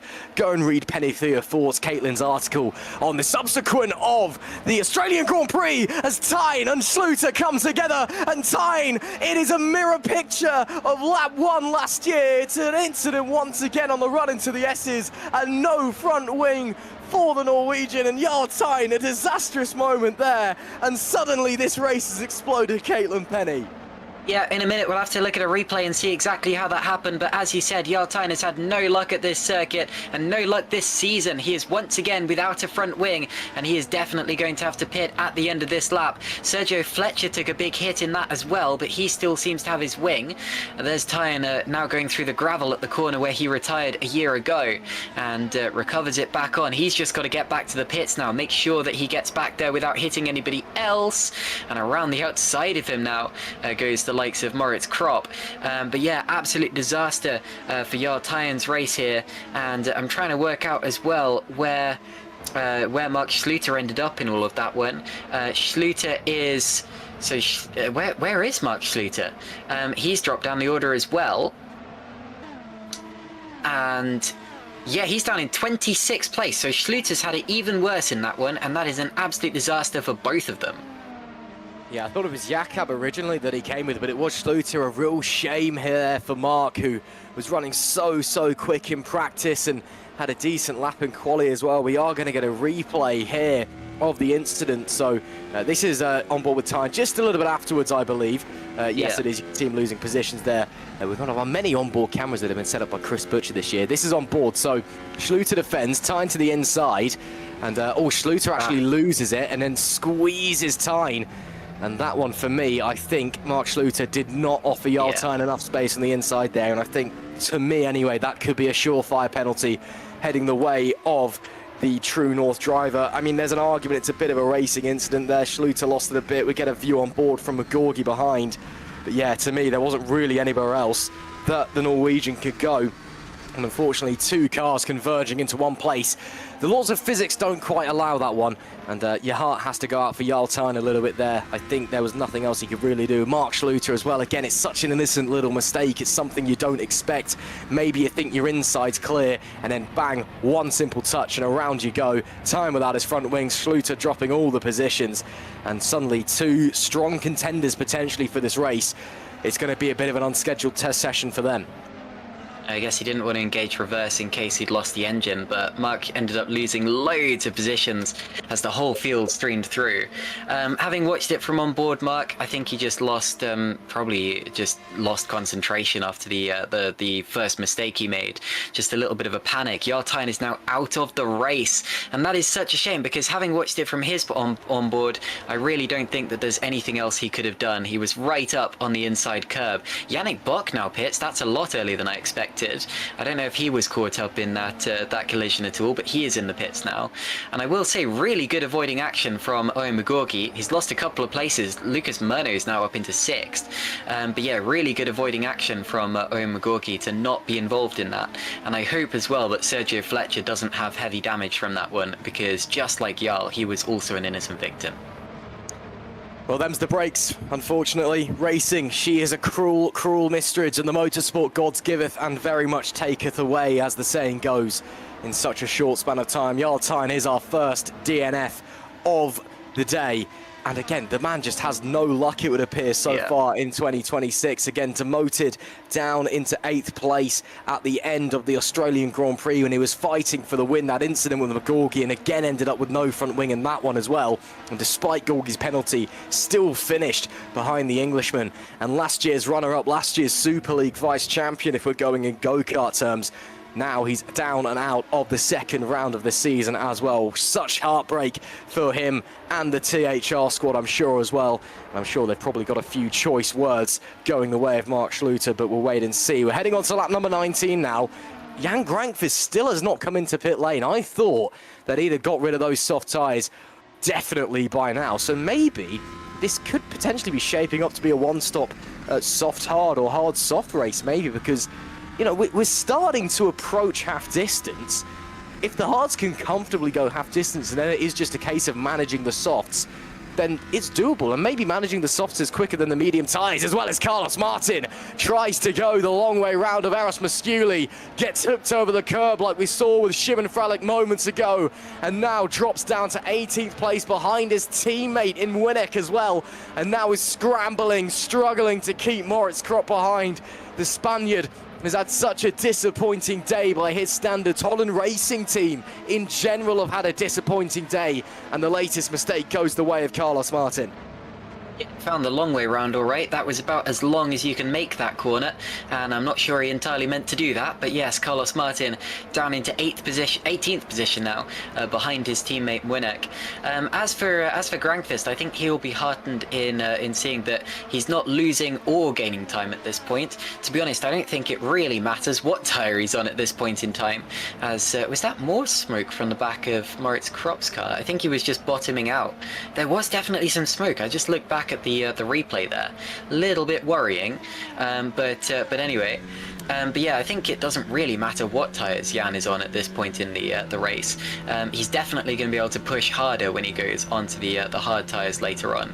But yeah, it's got to be a one-stop strategy at this point from pretty much everybody involved. I think if we were going to see a two-stop strategy, we would have already seen the evidence of it. Yannick Bock, potentially. I was surprised to see him pit when he did, and I don't know if that was due to any damage from the incident that we saw. But yeah, we'll definitely keep an eye on that and see if it develops. Danny van der Neert is in the pits on this last lap, and we're going to see a replay now of Moritz. No, Norbert Jakob, who... No, Carlos Martin, third try lucky, that's all right. So this is Carlos's mistake as he's slipstreaming up into turn 1. Goes to the outside now, tries to run it around the outside of the Adonis car, gets hooked over the curb, goes wide, skates it out, and ends up losing 2 positions in that one as well. And yeah, I mean, I've heard of shortcuts before. I guess that's the opposite, which would be a long cut for us. Well, Carlos, there wasn't really anything he could do there. He committed to it, had a bit too much speed coming into the corner. You could see the understeer setting in, but didn't want to turn more in because of that. Given how turn 1 is at Suzuka, you're going downhill. Obviously, you're at the fastest point of the circuit as well, or one of them anyway. And it compresses and starts to rise on corner exits. So if you are trying to turn it a bit more to not run right, suddenly, because it compresses, you've got more rubber in contact with the road. The front end can just grip up and it just throws you, and you're going into the barrier at about 300 kilometers an hour. And typically, that's your day done. So I can understand why Carlos just kind of had to accept his fate a little bit there, but disappointing there for him. The Netrex team boss, of course, returning to Holland Racing Team this year after a couple of seasons with TOP Esports in Super League across the last few years. We'll go back to the action at the front of the pack. It is still Maggio ahead of Grankvist, ahead of Xavi Rose as your top 3. Grankvist has now fallen out of DRS range of Alessandro Maggio, but to my eyes, he does seem to be a little bit better in the final sector than Maggio. Not on the previous lap. On the previous lap, I think there may have been a mistake for the 2024 champion, but especially if you just watch them coming into the Casio Triangle, you can see Grankvist on the brakes does gain a huge amount of time in that Super Venturi supercar compared to the Valley Esports up in front of him. So we'll keep our eyes very closely peeled on that one. Or potentially as well, maybe the soft tyres have started to hit the cliff and maybe just starting to go away, and we're not too far from seeing the Finnish driver making his way down pit lane. It's about a 22.5-second pit delta here. So if you just let me try and quickly look at my live timing and figure out some maths, I believe that would bump him out. He would be fighting on pit exit with Mark Schluter for P23 if he boxed on this lap right now, according to the last update we had. Is he going to dive in on this occasion? No, he'll stay out once again. Does have the DRS once again. So yes, he is a little bit better into the Casio Triangle at least anyway. Maggio does seem to have a bit more straight line speed, whether that's just because of slightly less aero or slightly better traction out of the final corner because of the state of his tyres, or maybe he's dumping more battery. So Grankvist now, again, can't be too far away. That front left looks worse and worse with every passing corner. On lap 22 of 53, Javi Rose behind, though, isn't quite really able to do anything. He's not close enough to really apply any pressure or try a move. So Grankvist isn't under threat from behind. He just really, I guess, wants to stay within the DRS of Maggio in the front. Okay, so into the Degners and out up towards the hairpin we go. We're nearly, well, we're not quite, we're over the 2/5 of the way through the race margin. So as you said, approaching the halfway point. And yeah, it is fascinating to see that it really doesn't matter what tyres you're on in this race so far. I'm trying to work out, and there's yellow flags out there somewhere, I'm trying to work out who it was who started on the medium Whoa, tyres. Schubert to the wall. Yeah, Sven Schubert unfortunately has not achieved his first finish of the season. He has retired for the second race in a row. The first one was due to illness. This one, unfortunately, is a more traditional retirement where he appears to have had an accident. We're going to see it on board, and he brings it through turn one and just loses it and into the wall on the outside. And that's a big shame there for Sven Schubert. That Fraser Tartan racing car can't catch a break either. Of course, in the hands of Aaron Vasquez, it had a huge crash, a massive rollover last time. And look at Grankvist. Grankvist goes back to the lead of the race, and that was possibly the last thing I expected to see this lap, but Grankvist is making a push for it. So Jan goes back to the lead of the race. He has passed Alessandro Maggio. It appears to have been a straightforward move on the straight and forward, and through he goes back into the lead of the race where he was at the very start, Ross. We're going to see a replay of it just quickly. But yeah, Ross, if you talk us through this, I think it's a pretty straightforward move. Yeah, it looks to be a dump the battery job. I wonder if this is an in-lap for Jan Grankvist. Yeah, you can see, look at the overspeed. That's ridiculous from Grankvist. It was 3 kilometers quicker in the speed trap as well. 3 kilometers an hour, that is, than Maggio as they went through that. And Maggio himself was running pretty quick through there. It's 3:25 to 3:22. This, to me, screams Jan Grankvist is coming into the pit lane, because, look, he is bolting away. Of course, you want to have a quick in-lap. You want to be able to try and get a bit of a gap behind you to maximise your exit from the pit lane as well. It's one of the schools of thought, really. It's either you push on the out-lap or you push on the in-lap. Grankvist clearly going for the former. I would be really surprised if he does not duck into pit lane here at the end of this one, given the gap now up to 1.1, 1.2, making his way through 130R. Sparks flying out from underneath that Super Venturi machine, and the Finnish driver will surely see him cut right into pit lane. No! This time. Wow, so Grankvist, he's turning the wick up. He's either got bored or decided, let's get on with it. But I was absolutely certain he'd be ducking in then. Okay, so that changes things and almost does confirm this is definitely a one-stop strategy race, which is completely different from what we thought, Caitlin.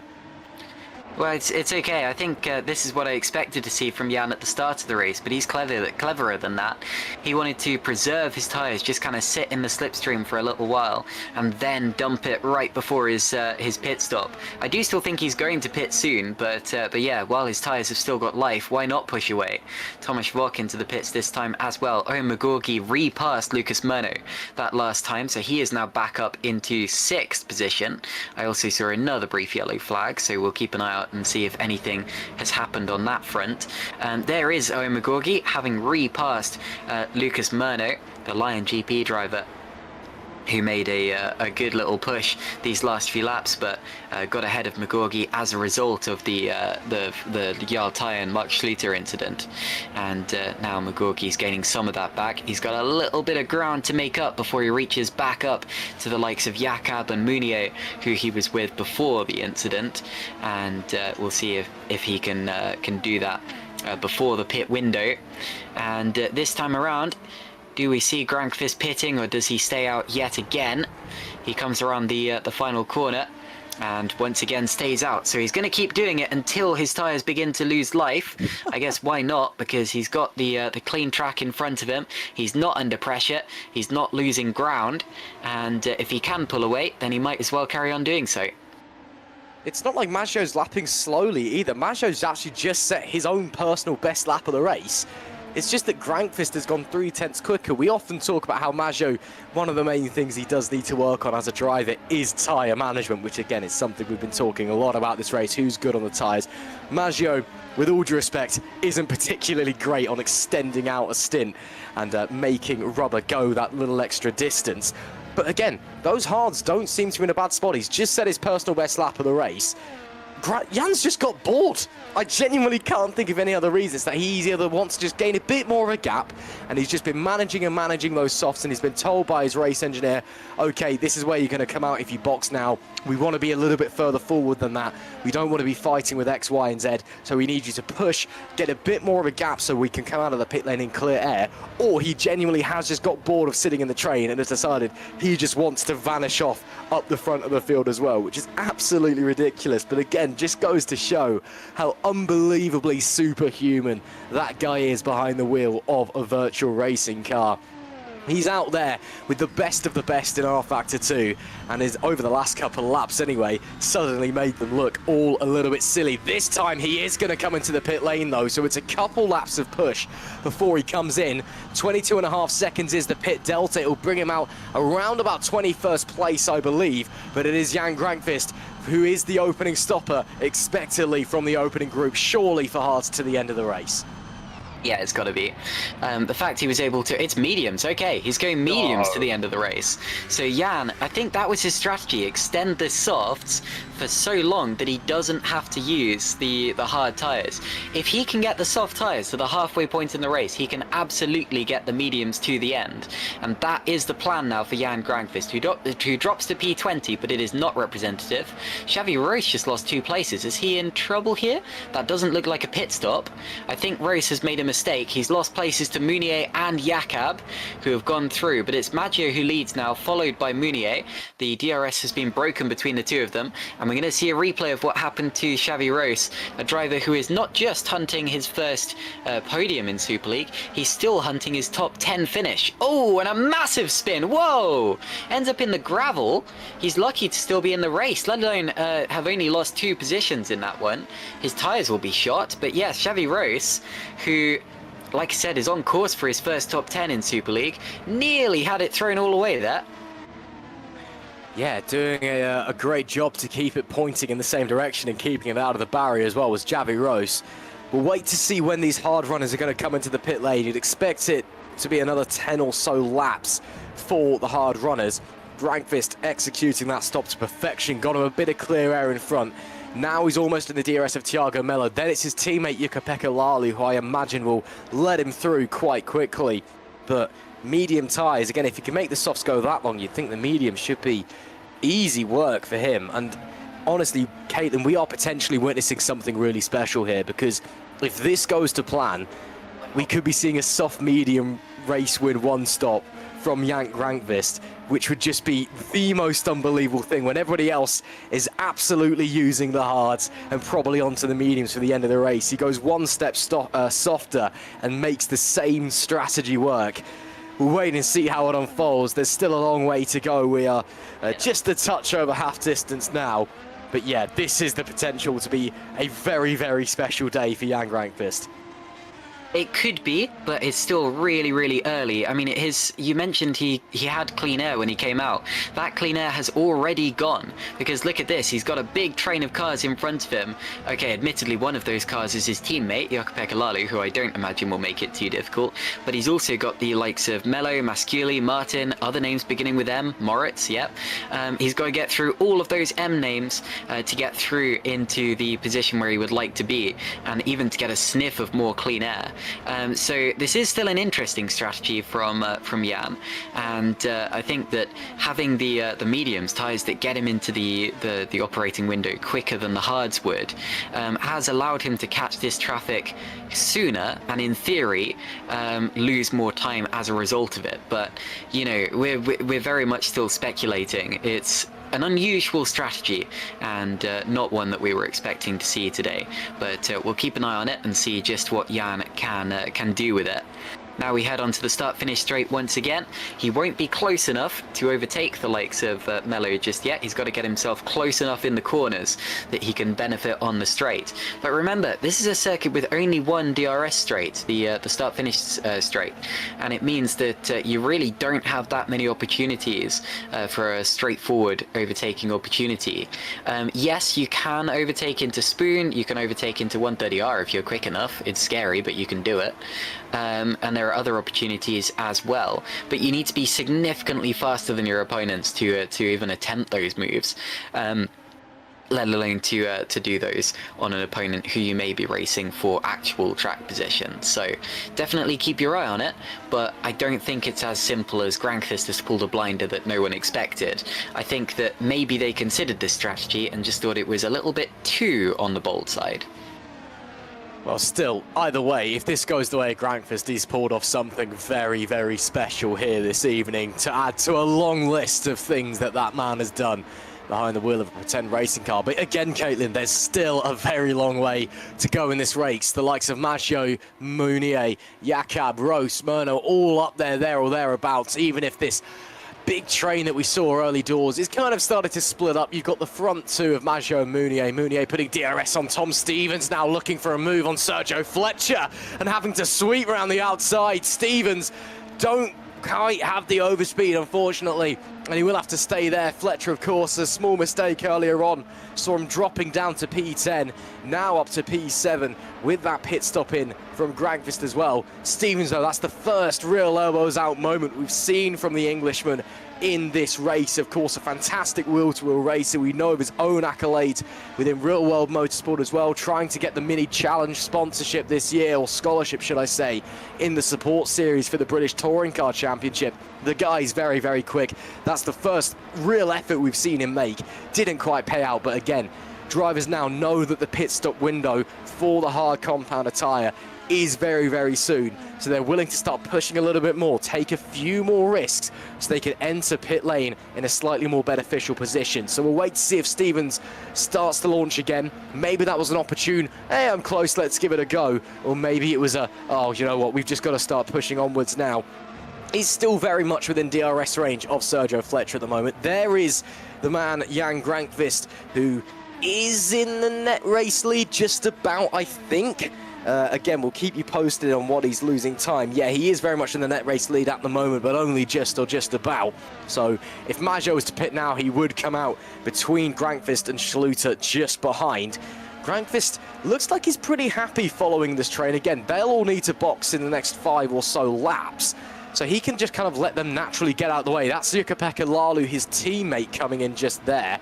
So these guys will just naturally get out of the way of him. Grankvist to the inside of Thiago Mello. That'll be done before he gets down to the braking zone of turn 1 and he gets it confirmed as well. Let's see what Laulu does from the hard compounder tyre on lap 30 of 53. Going to be mediums to the end for the Finnish driver. So Super Venturi with their brand new Supra engines running differing strategies here, but both of them on mediums to the end. Yeah, you mentioned brand new. I think Grankvist was the only driver to take an absolutely fresh engine for Suzuka, or at least one of the only drivers, and he's using it well.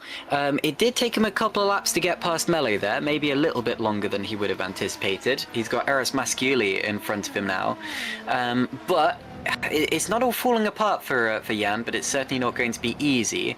And we've really got to keep an eye on his lap times compared to the likes of Maggio, Munier, Jakob, etc. To see where he's going to come out when this is all said and done. Maggio, Munier, Jakob continue on their way. Now, like I said before, Jan was able to extend over the halfway point in the race on his soft tyres. These drivers here are over the halfway point in the race on their hard tyres. They could, in theory, pit for softs at any moment. I think the reason that they're not doing that is because they're currently in clean air, and they know that they knew that if they did make a pit stop for whatever compound of tyres, they would come out in traffic and they would potentially lose as a result of that. And that's why it's not quite so clear cut as Grankvist putting on the softer tyres, the fresher tyres sooner, and therefore he wins. I think it's very much going to be about whether it is quicker to benefit from the clean air on older tyres, or whether you can push through the dirty air on the fresher tyres. And we'll only really get our answers when we see more lap times coming in. And I am keeping an eye on the times right now, but yeah, we'll only really get the answer once the pit lane happens, once the pit stop happens. Lap times up the front are starting to drop away just a touch by about a tenth or two from the average race pace across the course of the 31 laps we've had so far. So tyres are starting to go away for the hard shod runners. Munier is going to be too far back for a move into the Casio triangle, but maybe starting to think about, okay, could we launch an undercut here, or maybe box same or box opposite Maggio potentially. The medium should be very able to go to the end of the race as Maggio, big kick of oversteer on the exit of the opening right from the Casio triangle. That was either a lot of slip angle or very unintentional. Jakob now in from third. Okay, that makes things interesting. I thought it would be Maggio and Munier to box first out of that front three, and then Jakob would just be waiting to watch to see what they do. And he's going to go softs to the end. Okay, so he's clearly seen what Jan Grankvist has been able to do on that soft tyre in the opening stint. Obviously, it's easier to manage tyres in the latter half of the race because the car is lighter, there's less fuel on board. Jakob clearly thinks, okay, the softs work here if you manage them. If you run them just a little bit below pace, it's easier to manage. I may as well stick the softs on and go for it. He is going to be falling into P16 behind the likes of Schluter, Grankvist up to 13 after a few others behind box as well. But Jakob then behind Schluter, of course, boxed a little bit earlier, or hasn't boxed yet. He's actually had that incident earlier, should I say. So his teammate yet to box. I assume his teammate will let him right on by when he catches up to him. That does make things interesting, though. I'm surprised he's gone soft. Well, he had to. He had to use the soft tyres at some point in the race because he qualified. Also a very good point. I completely forgot about that rule. No, it's okay. It's not surprising at all, and I think it was the only real option for Norbert Jakob. It's, you know, potentially you could say he maybe would have gone onto it a little bit earlier, because I mean, if you look at the pace that Grankvist was putting in, there's now 5 seconds between the two of them. Even in the traffic, Jan is doing 1:32s. That is on par with the likes of Maggio and Munier. So he's not gaining time on them, but he's not losing it either. And Maggio pits now, and this is the really important thing. I reckon that Jan is going to retake the lead here. I think it's going to be very close, and it really depends on Maggio's pit stop here, and it also depends on what his in-lap was. We don't have accurate data for that. Into the pits behind him, Stevens and Soriano are in, and now Maggio goes out, and we take a look at the track to see if we can spot where Jan Grankvist is going to be. Grankvist goes through. Oh, it's going to be close. It's going to be really close. He's on the outside, but he does go through, and actually gets 2 cars between them. Grankvist does retake what should be the net lead of the race. He's got Masculi and Mello, and only then comes Alessandro Maggio, who now has to push to catch back up and get on terms. But Ross, you are absolutely right. We could well be seeing something truly special here, because even in the traffic, Grankvist was still able to put in the lap times that allowed him to take the net lead of the race. Well, obviously we are now very aware that the soft tyres are able to go much further than we thought they were going to be able to do. 20 laps on the softs for Alessandro Maggio shouldn't be too much of a challenge. But yes, while Grankvist is on slightly older mediums, he is on mediums. He'll be able to not have to worry about the tyre wear as much towards the end of the stint. Maggio makes very easy work there of Thiago Mello, who is yet to box from his opening set of hards, looking to make very easy work as well of Eros Masculi up the inside at Spoon Corner. Lovely move there by Alessandro Maggio. So Grankvist very briefly had a 2-car bumper. Now it's very much race on. Immediately, Maggio will have stronger pace, but again, it depends. What does Grankvist have on that medium tyre? How are they going to fall away? Mounier stays out. We see Murno and Omagorgi coming in. They'll be falling a little bit back further behind our leaders, but it is very much Jan Grankvist who is in the net lead of this race. Mounier clearly wants to take this opening stint as long as possible to give himself the best opportunity on that softer compounded tyre, so he has to worry about management as little as possible. We'll have to wait to see what the number 1 driver has up his sleeve. Again, no pressure at all from behind. It's 13 seconds back to Shimon Frelich in P2, who is yet to box. So Mounier, is he able to squeeze a couple more laps out of these tyres, or is it a box this lap situation? We'll wait and find out. He's coming up to around about the midpoint of the track as he makes his way out of the hairpin and slides his way up to Spoon Curve. Again, there's nothing from the behaviour of the car that immediately tells me he's struggling with the tyres. Again, these cars do move around a lot more than the previous regulations. They're a lot more tetchy, especially on the throttle. You see cars squirming so much more. Mounier, yes, he's very, very smooth and has been driving very smoothly in this opening stint. But again, there's nothing to suggest for me those tyres are screaming for life. So let's see as he comes out of the Casio Triangle if he is going to stay out and try and gamble on that shorter final stint, or if he does bring it into pit lane on lap number 34, and he is going to be staying out. So to me, it looks like Caitlin, like Mounier, wants to have the longest stint possible to get the shortest stint possible on the soft tyres where he can just go maximum attack. Yes, this has worked out very well for Norbert Jakob here. It's also worked out pretty well for Tom Stevens. He's jumped both Lucas Murno and Owen Magorgi. So Stevens gets out ahead of Murno and Magorgi. They've got Yannick Bock for company, although he's a little bit of a question mark considering he pitted so early. Into the pits this time come Frelich, Winnick and Pushke, and look at that move there. And that is Martin getting through on Soltero. Soltero is yet to stop, and Jan Grankvist is about to try to push through as well. So that was for position there between Martin and Soltero.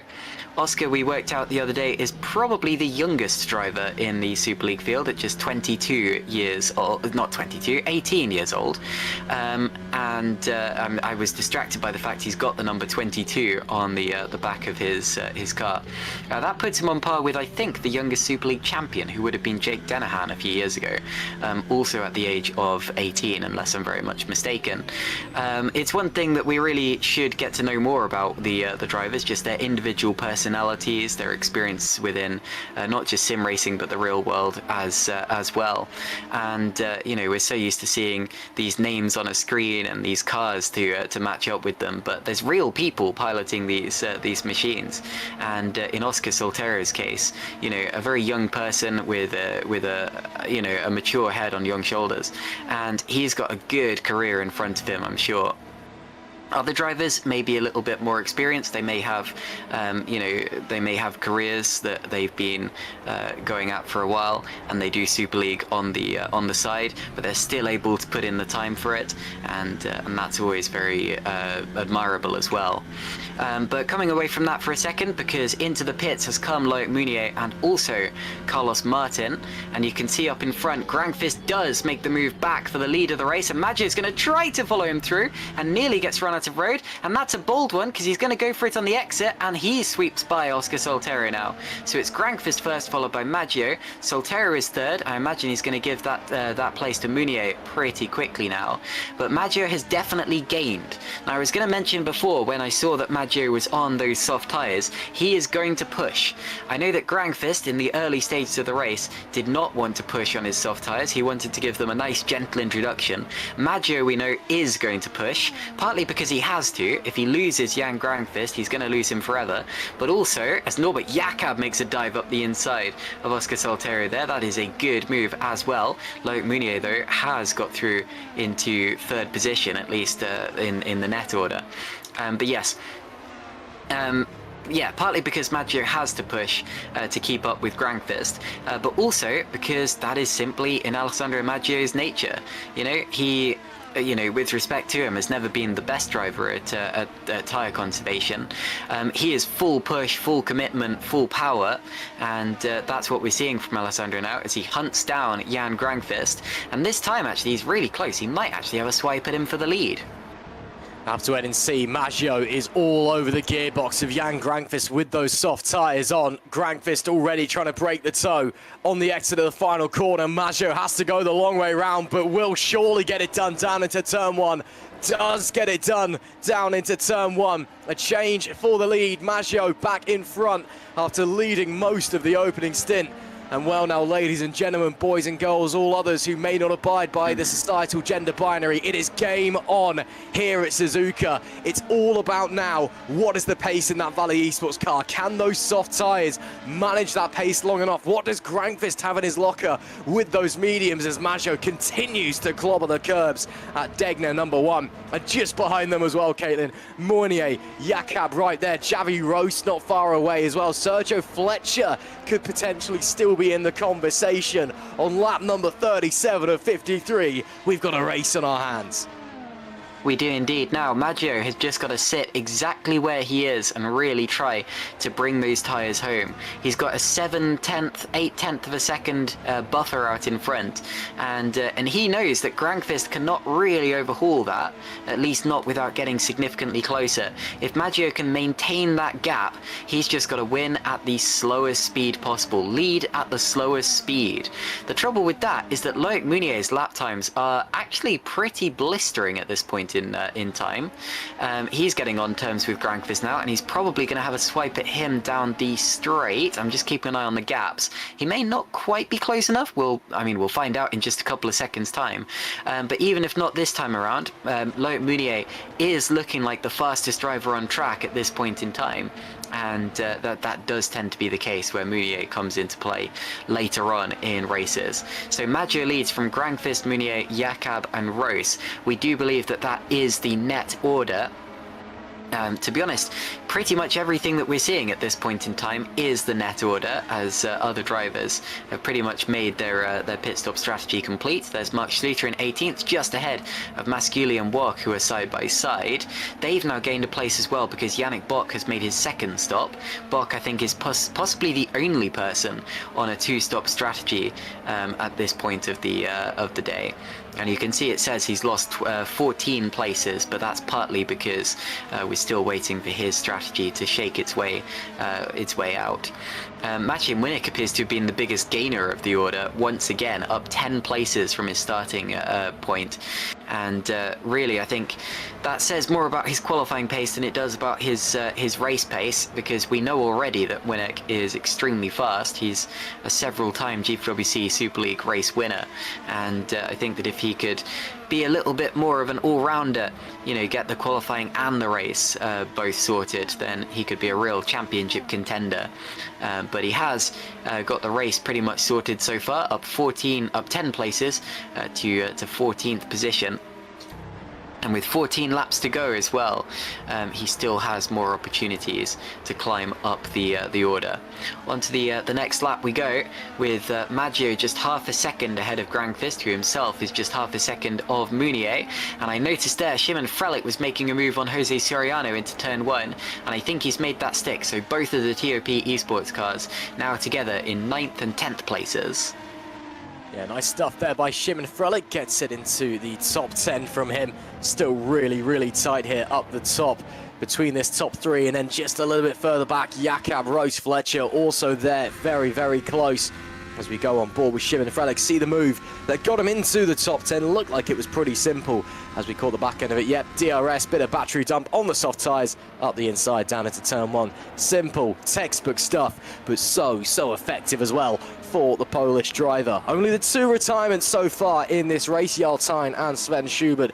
Tyne, of course, getting into that bit of an awkward situation with Mark Schluter, and I know he's not happy. I've seen him been on the GPVWC Discord, already had a few harsh words for the German, which I'm sure at the end of the race he'll be able to talk to him directly and probably go to the stewards afterwards. Unfortunately, Sven Schubert Just an incident going off on his own. I talked earlier about the front end biting down at turn 1, one of those situations, the compression, the grip catching him out and barreling him into the wall. On board with third place, Loic Meunier, looking to potentially line a run up on Grankvist, but maybe a bit more of mirror filling. Grankvist, huge moment into turn 1 as the rear steps out, does incredibly well to save that Super Venturi. That could have been curtains for the race 1 winner last time out, even if not on the road, and in the hunt for his second race win, 2 out of 2 for the season. That got a very much tetchy moment there for him.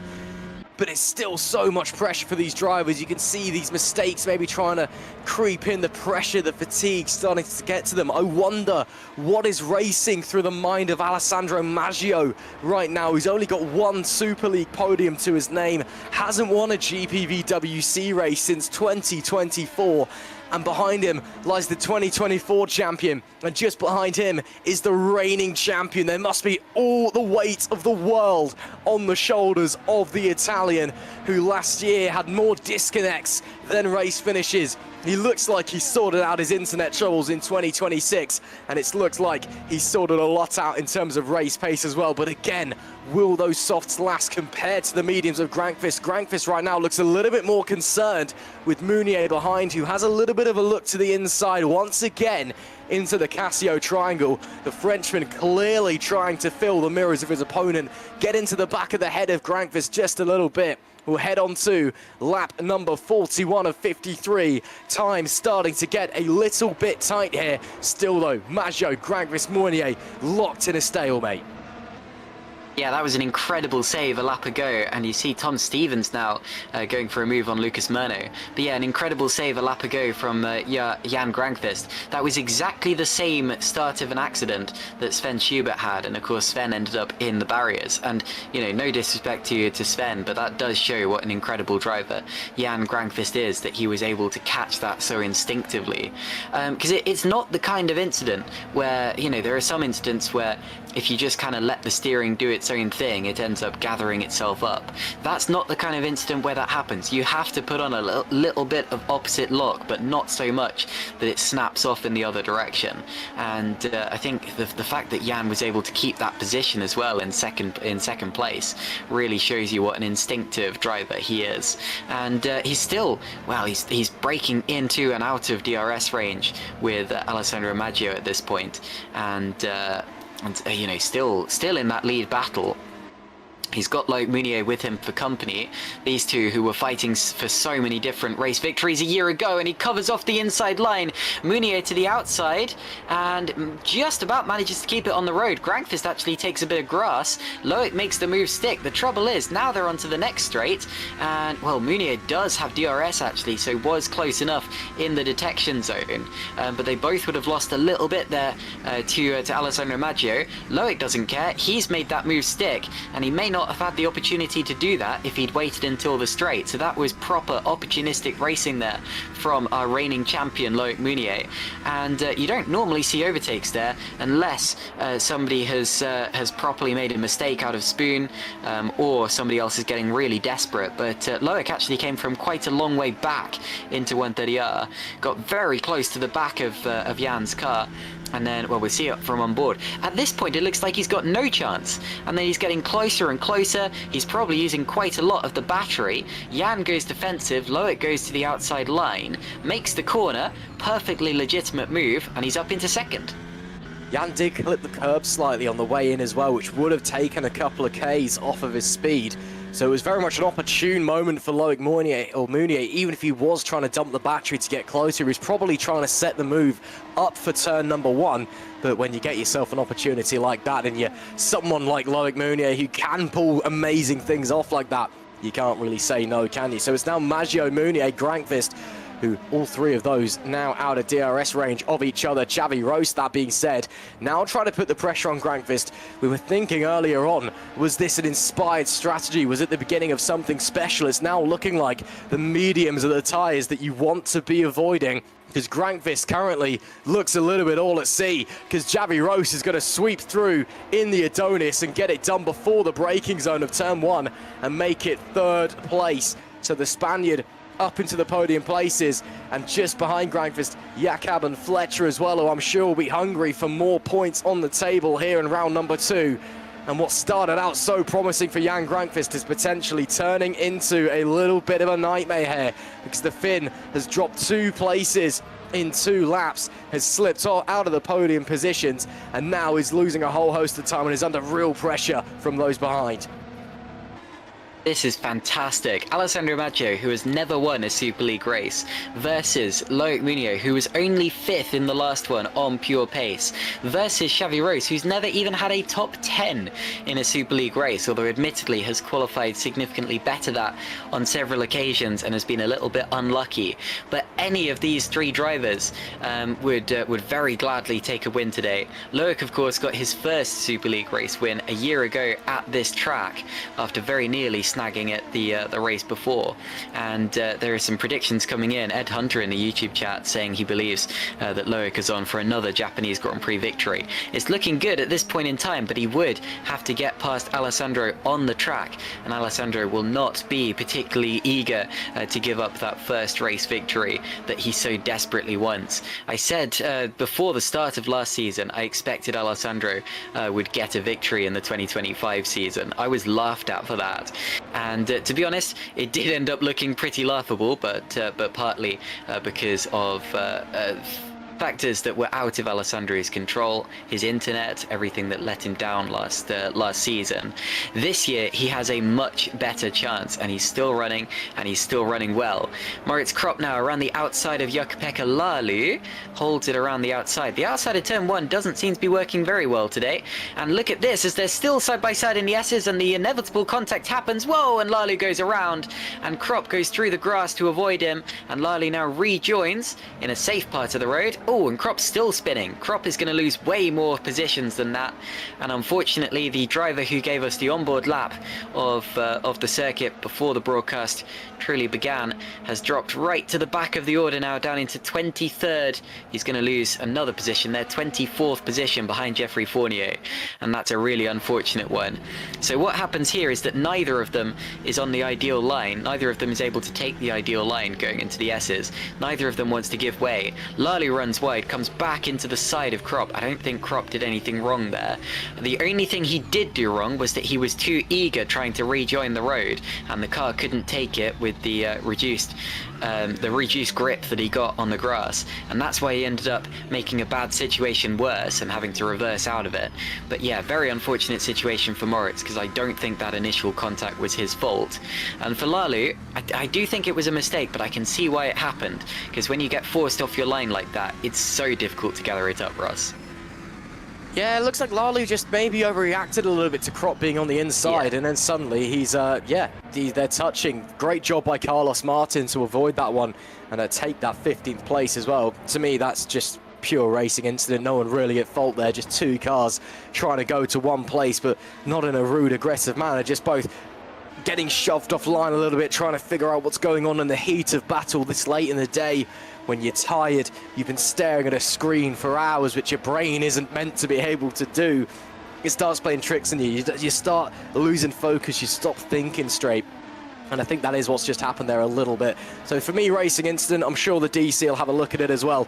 We'll focus back on the action up the front, because Sergio Fletcher wants to try and get through Norbert Jakob into P5. I was going to say very brave if he tries to move into Spoon Curve. Just got very close to the back of the True North car. The Hungarian will surely have to go on the defensive on the run into the Casio Triangle. But again, you've got to get a great run out of 130R. It's all about just scrubbing off as little speed as possible. Is there an opportunity here for the Spaniard? He certainly thinks about it, but ducks back in to the wheel tracks of the True North machine in front.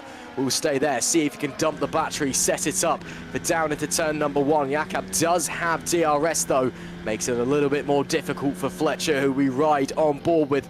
And Fletcher does lift off the throttle, backs out of that one early doors. Javi Roast looks like he's really holding up Grindfist and the like. I think the pace has massively dropped off.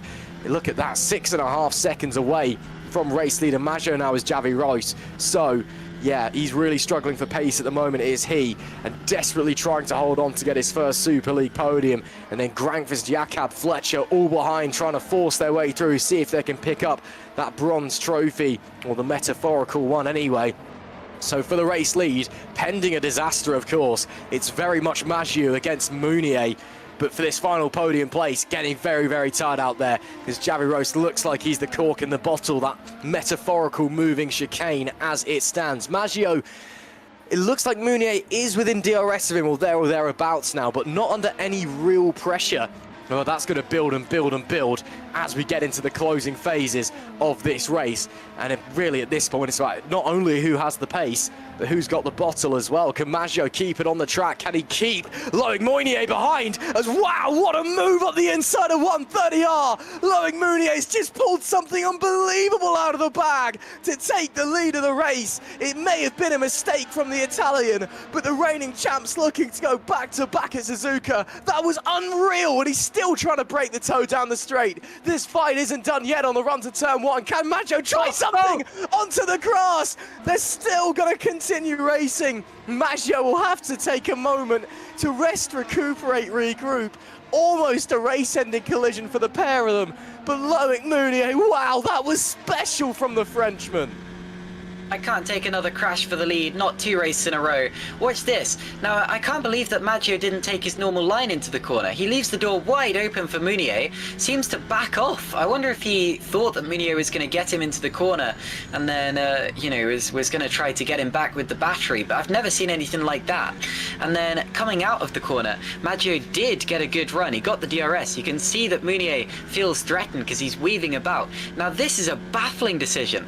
Maggio goes to the inside and then keeps at it, even when there's clearly no room, touches the back of Mounier's car, and I'm so glad they didn't end up skittering off into the grass there, because that could have been race-ending in terms of the battle for the lead. But yeah, really strange little bit of driving there from Maggio to try to force his way into a gap that didn't exist and clearly wasn't going to. I think he probably expected Mounier to cover off the outside line, thinking that that Maggio was going to go there, but that's just not what he's going to do. Thiago Mello's out the race, I'm afraid. The Lion GP driver is yet to finish his first race in Super League, having had another crash, and we're going to see a replay of that one now. So we're on board with him heading into the Degners, and this has been a real accident black spot, always is, and you can see him just getting over that curb. It's a lapse in concentration at this point in the race, and it's fully understandable because honestly these races are long and they feel long and they take a lot out of you, and unfortunately it's taken a chunk out of Thiago Mello's car there. So he's out of the race. But yeah, Ross, I'm just so glad to see that Loic Mounier and Alessandro Maggio are still in the race, because it looked for all the world as if they were both going off. I'm amazed that they're both still going. Honestly, it was a bit of a game of chicken there from Alessandro Maggio and Mounier as well, shoving him over. His rumble with Danny van der Neet was there. A spin here maybe for the Red Archer driver. There was indeed on the exit of the S's. Lovely little pirouette. He'll get back almost on the tarmac and continue onwards. Van der Neet now running last on the road after we have lost Thiago Mello, our third retirement of the day, who does join Jarl Tyne and Sven Schubert. Unfortunately, been a very clean race overall so far, it must be said. But yeah, just I'm still trying to process what I've just seen, to be honest, because at the moment it looked like this most unbelievable move from Mounier for the lead of the race.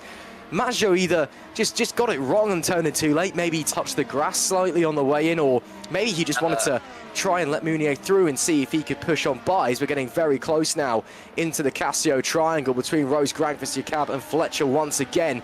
Potentially moves being made by one of these guys down into turn number 1. Fletcher will certainly be looking for a go as they all try to break the toe up to the wall. Look at the overspeed for the Valet Esports car. Sergio Fletcher makes it P5 before the braking zone. Easily done, and now looks to try and get his name into the podium picture. Getting through the Hungarian there, nicely done. Grankvist and Rose to go. But yeah, Mounier now he's got the lead as well, is now starting to extend the gap. Maggio still within a second, but outside of that 7/10 DRS range. So Maggio needs to find something special. Mounier, of course, is on fresher rubber as well. He extended out that opening hard stint, that extra couple of laps. So now this is very much a race that's in the palm of Loic Mounier's hands. Yeah, Fletcher, who just got through into P5, let's not forget that he was in the gravel earlier on and also took a hit in the Yartai and Mark Schluter incident. So Fletcher's doing a really good job to still be in contention for this podium, to be in P5. If he got 2 podiums in a row, we'd have to start considering him for being a contender for race wins going forward. But yes, Fletcher doing a really good job. Grangfist up in front of him, just trying to hold on at this point, it seems. I was wondering that, Ross. You mentioned with Maggio, did he touch the grass on the way into 130R? I had a look back on the stream and I couldn't see that. I think he was just playing DRS chicken. I think he thought that Munier was going to get through, and Maggio wanted to make sure that it happened sooner rather than later so that he would have the DRS for the straight and potentially get back past him. I think that was a real error from Alessandro. I think he ended up costing them both and potentially, nearly lost the race as a result of it. Grangfist is now going to go for a big lunge up the inside of Rose. He's lucky not to get on the curb on the outside. Rose gets back underneath him. Grangfist does have the run into the S's though. Really good move in the end from Grangfist to just about stay within the confines of grip. And Grangfist is back up into the podium places now in 3rd place, Ross.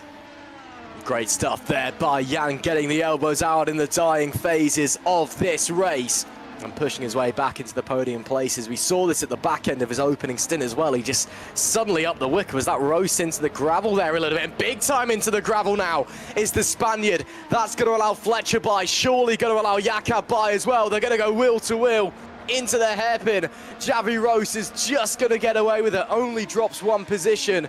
But now that it hands Grangfist a huge advantage in the battle for the podium places. Still wheel to wheel though between Jakob and Rose. Jakob does get up into 5th. Now Lucas Murno's right there as well. And just behind them a huge train of Tom Stevens, Omar Gorgi, Shim and Frelick. So suddenly Javi Rose is going from the podium places in a handful of moments. He could be P10. Just goes to show how close this race has been, how quick everybody has been. One little mistake, one lapse of concentration, one misplaced wheel as a little look there by Murno comes to nothing, and you can just drop back and back and back. Heading on to lap 51 of 53 for this group here now. I'm pretty sure Grangfist has got the podium wrapped up after that one, presuming, or pending, should I say, a disaster. Rose is going to get the DRS back through, dumps the battery as well to get it done. We've now got a huge fight on our hands for 5th place here. Look at them, 5 cars all in a train there. Yeah, Xavi is not ready to let that top 5 go away, and I mean, he shouldn't. It's his first one. It would be his first one if he brought it home. He does seem to be pretty much out of tyres at this point in time, as Ed Hunter said in the chat. And I see people cheering him on, as they should. Xavi Rose, I think, has really... Oh, and a little bit of a mistake there. He's gotten to the gravel. He's losing it. Oh, he recovers, but he's lost a place to Jakob. So Ross there, I could tell he was out of sorts going into the corner. He's now got Lucas Murno up his inside. Murno diving and should get the power down out and up through Spoon. But the thing is, by the time they get to Spoon, Ross is going to be ahead again. He's got the inside line and he'll be able to cover him off, potentially. Contact, and around they both go. Oh, and Ross is in the wall. Oh, what a disaster. He's lost his rear wing, and Xavi Rose, who once again had the pace for a result, will not achieve it due to an accident on track. Lucas Murno was also involved. Does he still have all of his wings? I'd like to check that if that's okay, but unfortunately for Xavi, that is pretty much race over for himself. Murno does still have his wings. He seems to have got away with it. But yes, Ross, what a tragedy for... Oh, and I don't think he knew he was missing his rear wing. He's gone into 130R at full speed, and he's completely lost control, and it's going to be a DNF in quite dramatic fashion. 2 laps. That's all it took. 2 laps from a podium place to out of the race. Absolute heartbreak for the Spaniard. Yeah, clearly didn't realise he'd lost his rear wing, or if he did, just went in with way too much speed into 130R. Yeah, look at it. He's going normal pace, turns in the rear, immediately snaps around at him. Really heavy impact into the wall as well. You've got to be thinking, has that potentially damaged the engine going forwards?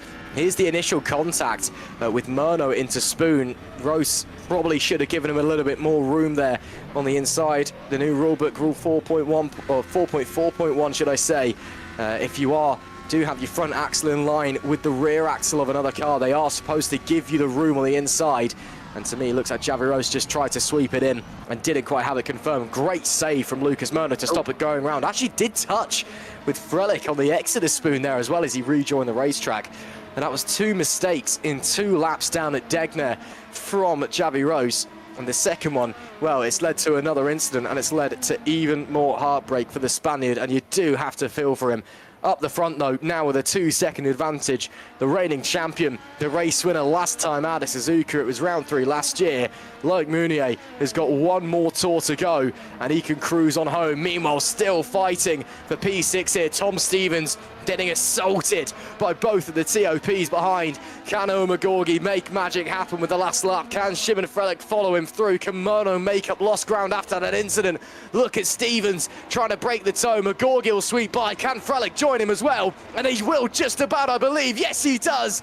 2 places lost there for Tom Stevens as it's a double TOP overtake. 6th and 7th for Omagorgi and Shimon Frelick. Great teamwork there by the Cheltenham-based squad.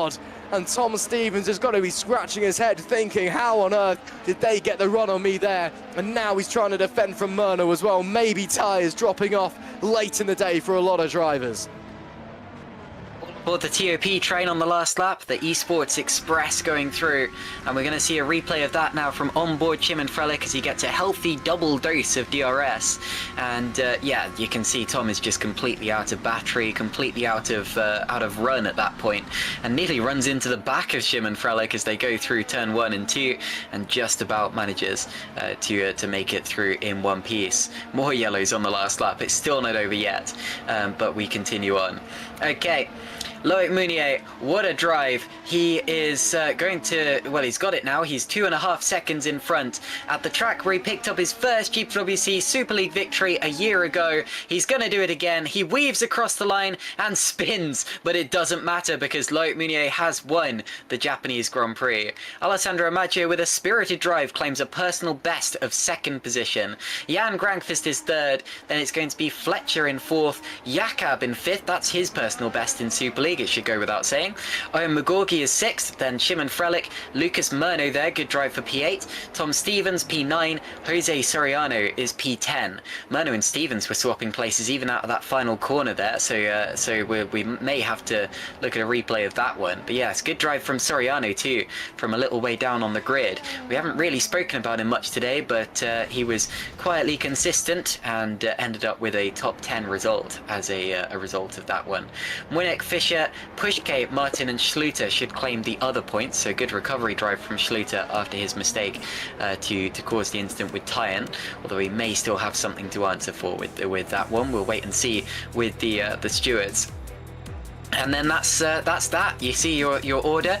Like I said before, Mounier wins, Alessandro Maggio 2nd with a personal best, then it's Grankvist 3rd, Fletcher 4th, Jakob gets a personal best in 5th, and then it's Magorgi, Frelick, Murno, Stevens and Soriano. And we move on to the next page. Then Winnick, Fischer, Pushke, Martin, Schluter, Masculi, Soltero, Wok, Fournier and Lalu. The points go down to 15th position, so Schluter rounds out the points paying positions. Yannick Bock actually DNF'd on the last lap there. I wonder if he ran out of fuel. That's a big shame considering how well he did in Australia. And then it's Tom van der Voort, Moritz Kropp and Danny van der Neert down to the final finisher. And then failing to finish were of course Xavi Rose, who I think will still be classified, but it doesn't really matter because he won't score any points. Thiago Melo after a crash, Sven Schubert after a crash, and Jarltijn after, you guessed it, a crash. It was a little bit of a chaotic one, but to be honest, still 24 cars is a decent finishing record. And out in front, Ross, I think absolutely the right person won. Loic Mounier loves this circuit. He does indeed. A very well-deserved win for Mounier after a great drive. Alessandro Maggio as well in 2nd place. He'll be disappointed as actually it was a crash from Bock on the final lap. A rare error there from the 2-time Super League champion on only his 2nd race back in GPVWC after his sabbatical. Again, will still be classified ahead of few of the lapped finishes. But as I was saying, a great drive from Mounier. Maggio as well, maybe disappointed with that one. It is still his best ever GPVWC Super League finish. And well, we've had 2 rounds so far. We're going to Bahrain next time on the 9th of April. That's a race that's going ahead in sim, luckily. But again, 2 races down, Caitlin. 2 excellent displays from Super League with late drama and heart in your mouth moments. 2026, we are off to a bang. Yeah, absolutely. My driver of the day there is Loic Meunier, but honourable mentions to Norbert Jakob there for that P5. True North is going to be delighted with that one. As you can see, the Bahrain Grand Prix is in 2 weeks' time. We have a stacked calendar still ahead of us. You mentioned Sepang earlier on and how excited people are for that one. I personally am one of those people, and I'm very glad that that's back on the calendar, but I'm sure we'll talk more about the calendar on another occasion as it becomes more relevant. That is the Japanese Grand Prix over, but please do not go anywhere if you would like to hear the drivers and their opinions and their points of view after that one. We're going to start off, as we traditionally do, by speaking to the winner of the Grand Prix. Loic Meunier, hello! Sup? So first of all, Loic, a very cheery entrance, and you have every right to be cheery. What a drive from you there! You made it work both on the strategy front and on the track. Some fantastic moves, and you are the winner. How does it feel? It feels much better than 2 weeks ago. It was pretty tricky, especially at the start, both boring and tricky. And then it unraveled much better for us. The car kind of locked in. The car was right there with me all the time. Yeah, just amazing work, prep work from the team, and from pulling it off today. Now, you mentioned you felt better than a couple of weeks ago. You also felt a lot better than in qualifying, I imagine. Only 7th on the grid, but you know, by the end of the first few laps, you were already clearly in contention for this one. Could you talk us through how you made that work in the early stages and how you lined it up for the rest of the race? Well, we knew what the strategy was going to be for like the whole grid. Well, it's not very. It's one of those tracks where it's just gonna happen, hard, soft, easy, rather easy. And then it's a train for 40 laps until someone gets in the pits and everything starts to go. We had a lot slower wings than our rivals, which helped us massively to get the overtakes done and keep the battery topped up. So yeah, I think just a nice placement. Obviously 7th in quali was bad, but with the car we had, I think it was much better suited for the race. So I will take 7th, considering the lap time we've done. Some very good moves as well. Of course, you know, passing Maggio into that chicane there, we weren't expecting to see that one. And then the little scrap with Maggio, sorry, Grangfist into the chicane where we weren't expecting to see it. Oh. And then, of course, the little scrap with Maggio where he seemed to give you the place and then nearly run into the back of you. So how did that look from your point of view? And was it as close as it looked in person? Yeah, because through 130 we pretty much both used the brakes to get TDRS of each other, and then he slammed so hard on the brakes, so I was wondering if he stopped to get some bread. So I just took it, and down the straights, I knew I was low on battery at that stage, but as long as I could cover the inside, I had just enough top speed to hold on the position all the way through, even if he had it on the outside. He touched you though. Were you in danger of losing control, or were you fully like on the road? I was in danger of getting suspension damage and having a very bent wheel, so that could have went a lot worse. Thankfully for this time, we have both been lucky enough. There have been much more unfortunate circumstances with this current damage model, as we've seen in multiple tiers, Super League last round as well. So it's just. Since there was damage, but there wasn't a big drama about it. We just touched. It wasn't like he destroyed my car. So it just happens. I guess he wanted to have his inner Sinake out. That's fair. But no, I had the position. I had the inside. He didn't have space on the inside at all. That's fair enough, but yeah, it ended up working and you ended up winning by a little margin at the end. But this is actually your second Japanese Grand Prix victory, clearly a track that you do well at. Yeah, it's a DRS train race. I'm always very good there. No, it's I like the track, but I think it's more down to how they went.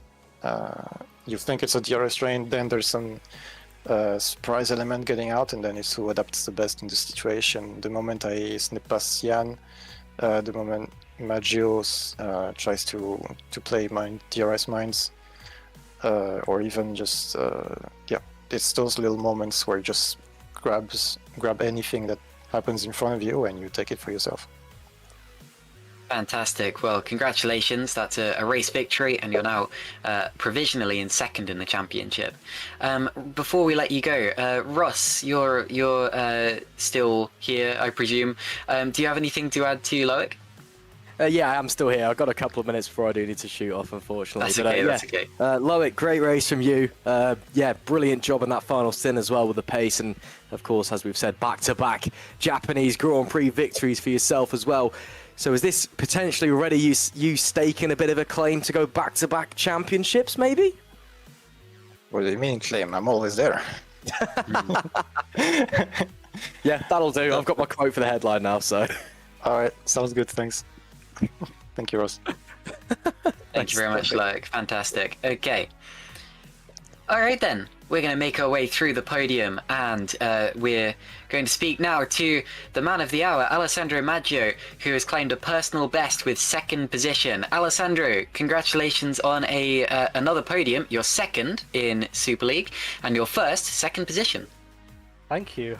Wow, I'm kind of speechless. My wrists are completely dead. My ankle was aching for more than half of the race, and I was pushing like an animal, but I mean, Loic is just... he's Loic, he can't do anything about it. But overall, I'm happy with how it went. I didn't get anything wrong, apart from that one very small tap that I almost killed both me and Loic. But it's okay. Well, we'll start from the beginning. Obviously, a lot of you guys started on the same kind of strategy. The real oddball at the start was Jan starting on those softs, but you dispatched of him pretty quickly. But it went back and forward a few times in the early stages. Was that just kind of biding your time until the pits, or what was going on there?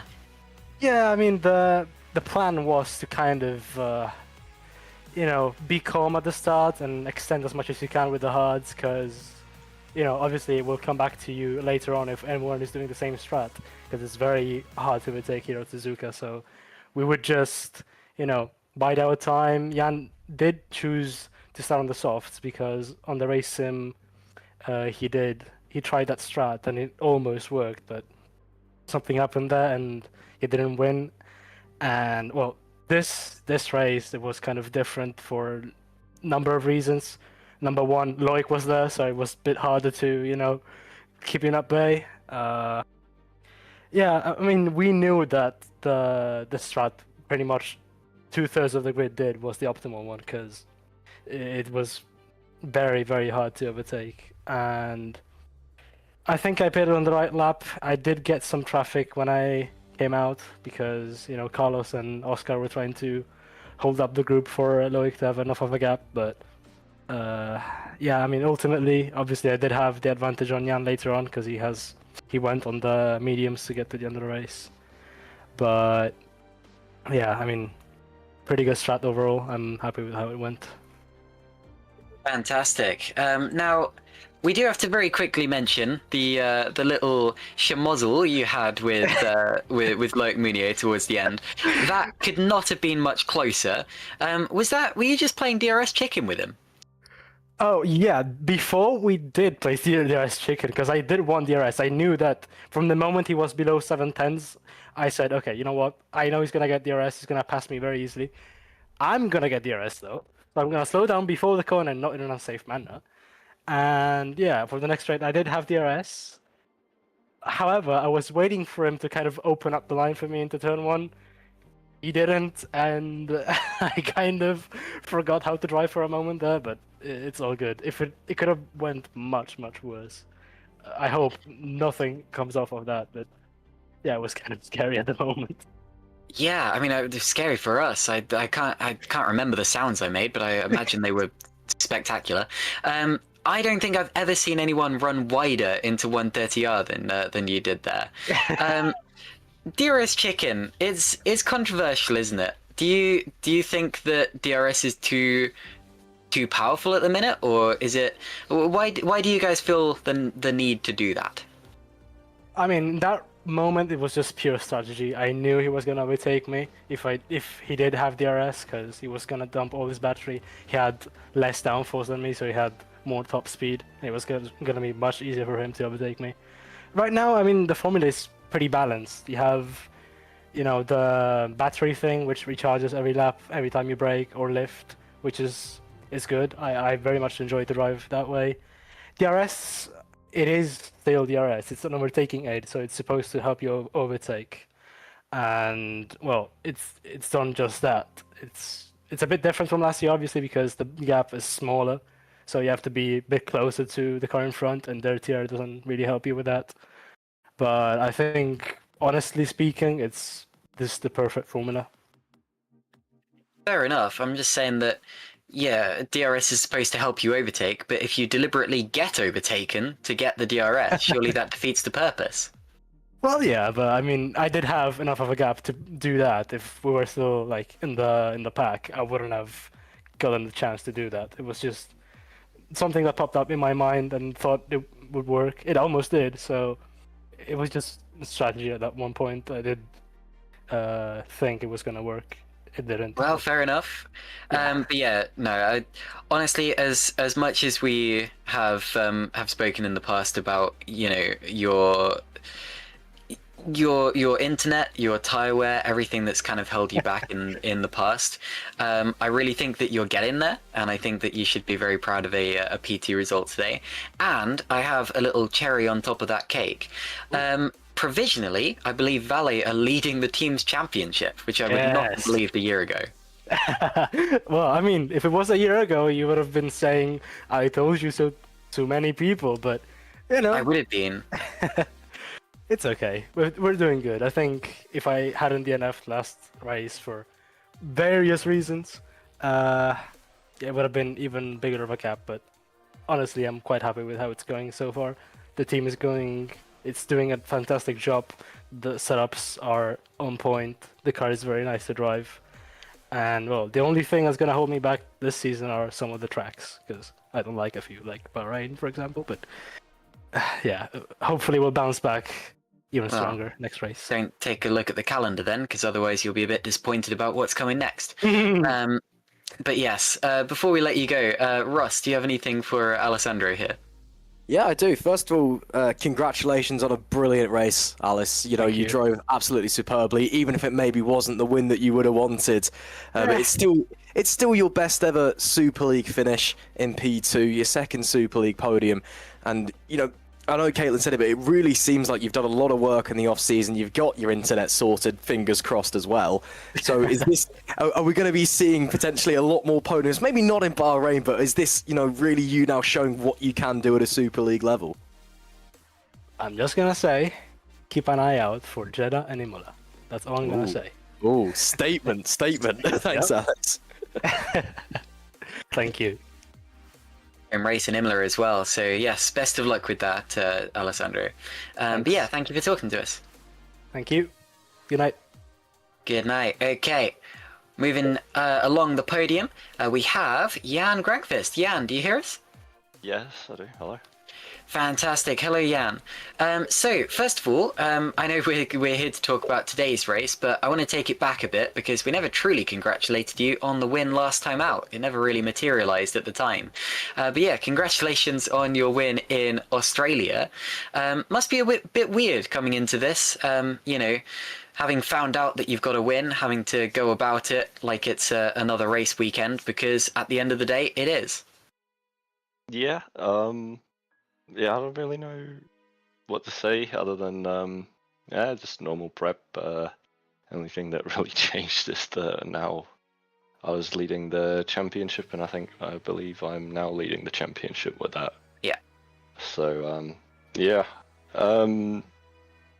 Wasn't really a surprise to us to see that the race was quite boring strategy-wise, I'd say. That was the one thing I knew I was going to this, so less stress going into it in terms of trying to think what to do. So much so that when I saw the quali gaps and I reckoned I was doing really slow or really bad quali laps. I thought I was doing mistakes every time, and somehow that was enough for pole and even quite clear of the others. I became a bit overconfident and decided to try something really silly, which was to start on softs. And as you can see, there's a...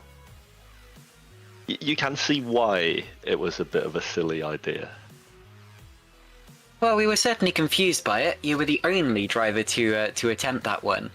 The thing that really confused me, at least at first, and I think we got on top of that, was that you didn't attempt to bolt away so much at the start. Do you think it was just a case of if you had... Actually, yeah, just before I try to put words in your mouth, why was that? Why did you stick with the pack? So there's two options really that you could have gone for with the softs. Or well, three, but I mean, one of them is not really going to get you anywhere. And it's, as you said, try to bolt off, which seems like the obvious option. Obviously, you've got soft tyres ahead of the pack. Pole seems to be the ideal position for that. But yeah, there was a reason why I didn't opt to go for that, which is usually if you end up in clean air, you... Generally speaking, the laps that you turn during the entire race, they are just less efficient because you don't get DRS advantage, you don't get slipstream. The thing is, when you stay behind another car, you gain, you could say, an efficiency bonus because you can use DRS, you have push to pass to catch up to DRS, and you can get slipstream from the car ahead. So all of these gains on the straight make it so that you're gaining free lap time basically, and then in order to use that lap time later in the race, you can just back off from the car in front of you in the corners and really just save the tires to infinity. And that's the problem that we reached here going into Suzuka, which I knew no matter what was going to happen, the guy leading the pack, if they were to try and bolt away, were it softs or hards, they were at a major disadvantage and they were going to probably drop at least a few positions by the end. So that was the trade-off. Well, it's that kind of racing that I really thought was going to change this year, considering that was one of the major reasons that we changed the tyre rules and the car, how the cars worked going into this year, and the DRS rules as well. But you're saying that the ideal strategy is still to sit behind people and manage those tyres until you can find that window. Well, I mean, I think it's pretty logical. You look at how the car performs physically. I mean, you're just gaining a free efficiency bonus from opening the DRS flap, so you can use it however you want. It may not look like it's efficient on that one straight that you get to use it when you don't even get to overtake the car ahead, but if you're a little bit more smarter than that, you'd realize that, well, actually, I can just use the DRS to close up to the car ahead and then take the next corner with much less tire load. And that's what I think is ruining the racing, really. That's why I've always been of the opinion that I don't like DRS at all. Well, I can certainly see why, but you ended up using it to your advantage and doing that very, very well. The thing that we were a little surprised about was most people in this race were obviously going hard, soft. Obviously, with you starting on the soft, it would make logical sense for it to be a case of soft, hard. I was less surprised that you started on the softs and more surprised that you didn't go on to the hards. Would you talk us through that? Yeah, so, hang on, what was the last few words that you said there? So, yeah, just talk us through the strategy and why you went on to hards, why you went on to mediums instead of hards. Oh, right, okay. So, yeah, that was an easy choice, to be honest, because the idea was already to not bolt away with the softs, because, well, in my head at least, it's a clear disadvantage.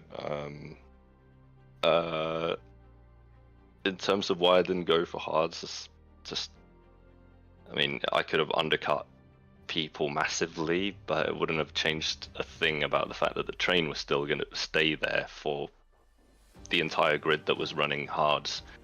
So, as soon as I would have caught up with the train. There was nothing I would have been able to do. Saving hards seems a bit pointless because the hards seem to do the same exact lap time throughout the entire stint anyway. So as soon as that traffic clears away, I would have not had an advantage to push in clean air anymore, and everyone behind me who pit on softs would have overtaken me way easier had I been on hards at that point. So the mediums were the next best choice for that. And yeah, that's the logic for that. At the end, though, it looked pretty close with the likes of Xavi and a couple of the others. What do you think kept you from being in the top 2 at the end? I mean, like I said, the strategy was really just in spite. I literally just triggered by spite towards the idea of what I and a few others predicted the race would be like. So yeah, instead of just following the script with going hard soft and doing a very predictable DRS train, I wanted to try and confuse my opponents, so to say, and see if that would amount to anything. Well, thank you for doing something different. It definitely made it more entertaining for us. And yes, congratulations on 3rd place, as always. Before I let you go, Ross, Jan Grangfist, the championship leader and 3rd place today. Do you have anything to add? Yeah, hi Jan. Another solid race for you in the end. Unfortunately, I guess the last stint maybe didn't quite unfold how you wanted it to. But again, winning race number 1, albeit not on the road, then, you know, another strong result out there today. So you've started the season off really, really strongly, and then going into Bahrain as well up next. So are you looking just to, I guess, continue that, or is there any early worries? You maybe just trying to get the opening few rounds before you really start thinking about the championship? Yeah, no, it's looking good, and yeah, thanks Ross again. It feels a bit strange getting the win later on the day before the actual race. So yeah. Yeah, I'm glad that I'm at this point, especially considering I'm getting busier and busier with other stuff. So the commitment for GPV isn't quite at the same level as it might have been in somewhere in 2024. So it's quite a how should I say? I'm really glad that it still put me up here fighting for podiums and being quick in qualifying. So yeah, it's looking good. Fantastic. Really well done, and thank you for speaking to us, Jan. Thank you. All right, we've spoken to our podium. We do have enough time to speak to a couple more people. We'll speak to Norbert Jakob, who has just achieved his personal best result. Norbert, hi, do you hear us? Yes. Fantastic. Well, first of all, that's your personal best race in Super League so far. Really good job. Thank you so much. It was amazing. So Norbert, coming in with a brand new team, I can't imagine this was an easy one. But Suzuka is a track where I'm sure you've done well in the past. I see you got a podium here in Super Lights, and where better to achieve your first top 5 in Super League? Yes, it was actually more difficult than anybody can imagine from outside. I was actually thinking about skipping this round because I will actually have an exam in uni in like 8 hours. So yeah, I had to prepare for that one as well. And then this car really doesn't suit my style, as I think I mentioned it in the preseason test as well.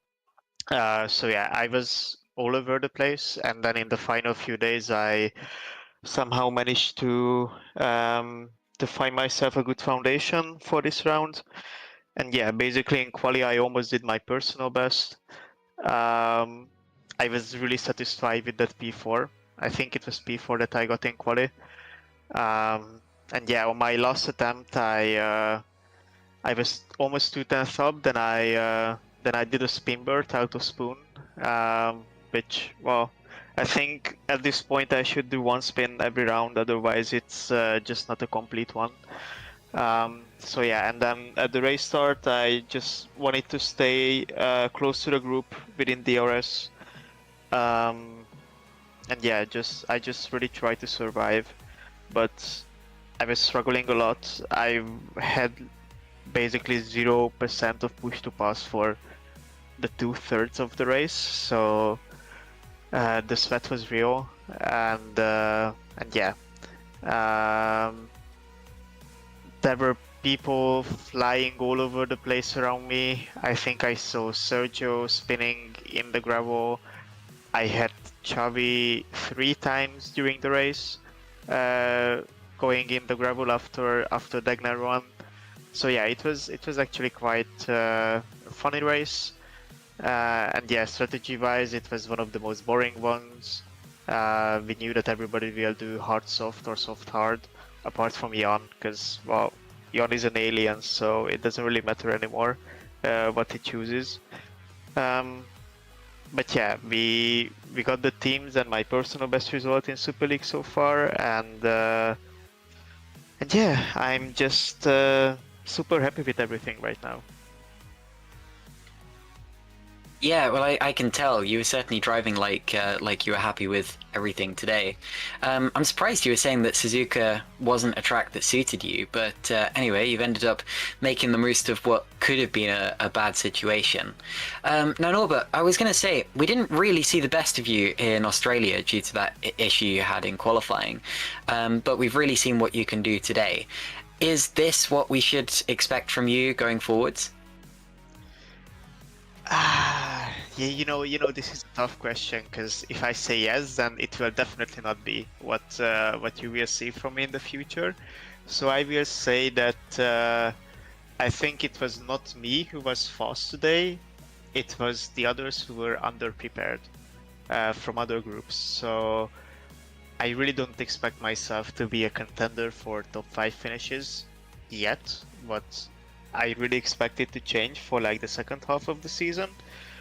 But yeah, I think the more realistic results from me could be like solid top 10 finishes. But yeah, I think today it was just everything too perfect, and I was just on the lucky side this time. So yeah, but well, we will see. Fair enough. Yeah, I guess there's only one way to find out. All right. Well, congratulations, and yes, we'll see you in the next one. Yes, thank you guys. Have a nice evening. Have a nice evening. Ross, I'm sorry, I feel like I've completely left you out of that one. But, That's all right. I didn't have anything to add. I was just going to shout abuse at him anyway, so... Well, probably better that we didn't. Hello, we've got Sergio Fletcher. Sergio, do you hear us? Yeah, good night. Good night. Oh, we're over already. Okay. No, it's okay. So, Sergio, first of all, another really good drive. You came off of your first, well, we did say your first podium, your first P2 finish last time out in Australia. Actually, let's quickly touch on that first, because I don't know if you noticed, but with Owen's penalty after the first race, the winning margin that Grangfist had at the end was just 0.07 of a second. You narrowly missed your first victory. Isn't that crazy? Yeah, from P10 that would have been crazy. He only beat me because he had no front wing, so he was faster than me on the straight. But anyway, I'm sure that would have been a slightly hollow way to have claimed it, considering the last lap accident. I would have still taken it. I'm sure, yeah. And you still very much deserve the podium. With that being said, though, you came into today with a good chance of a good result, and I would say you've taken it. P4, pretty good job. How did it go from your point of view? I should have been a bit higher up. I'm happy with the result. We got great points with Majo. P2 and P4. I think we should be close to leading the championship, the team's championship. You are leading the team's championship, by my reckoning, yeah. Let's go then. But yeah, I messed up in quali. I should have been higher up. And then I had a spin in Degner 1, which I somehow saved. And then when Jarl and Schluter made contact, I had to go to the grass, and I lost another 3-4 seconds. So for me, being that close to Jan at the end, I think I could have been another podium without my mistake there. But you got a hit in that crash. We saw Tyan and Schluter having the accident. You definitely got hit in that, didn't you? Did you have any damage? I barely avoided everything. I was really. You avoided it. Well done. Yeah. No, I was sure you got hit in that. I'm sure I even said that on the broadcast. But yeah, really good avoidance. And yeah, we saw your spin in the Degners as well. I couldn't believe that you gathered that up. I hate to make you think about these things, but do you know where you would have been if you hadn't had those incidents? I mean, probably would have been right there with Alessandro and Loic. If not, maybe even further. I think my pace with Alex was quite similar on race pace, but I had a bit of better tyre wear. So yeah, I would have been up there, but a bad race finishing P4, I'll take it. He's good. Yeah, no, that's fair enough. Honestly, if P4 is a bad race, then we should very much look out for you in the rest of the season. But yeah, I believe you're P3 in the Drivers' Championship as well. Is that something you've thought about? Not really, no. But I'm happy. Fair enough. I'm happy that we did good when we did delivery. Yes. Oh, the livery looks amazing, actually. So who designed that? You guys liked it. That was me. All me. That was my first livery. That was all you. Hey, well done. That's good. Yeah, it reminds me of some of the special liveries that we've seen in the real world as well. So yeah, well done on that. Cheers. Appreciate it. Before we let you go, Ross, I realised I left you out of the last interview. If you were just going to hurl abuse, then that's probably for the best. But do you have any kind words, probably not abuse, for Sergio Fletcher here? No, we're going to hurl abuse at Sergio as well. Oh, no. No, joking aside, yeah, great race today, Sergio. From both cars as well, from the Valley perspective. Again, a podium for Alice at the end of that one. So I guess squad must be pretty happy overall. And again, moving forward, how is this a base from the Valley Esports camp to continue building and growing?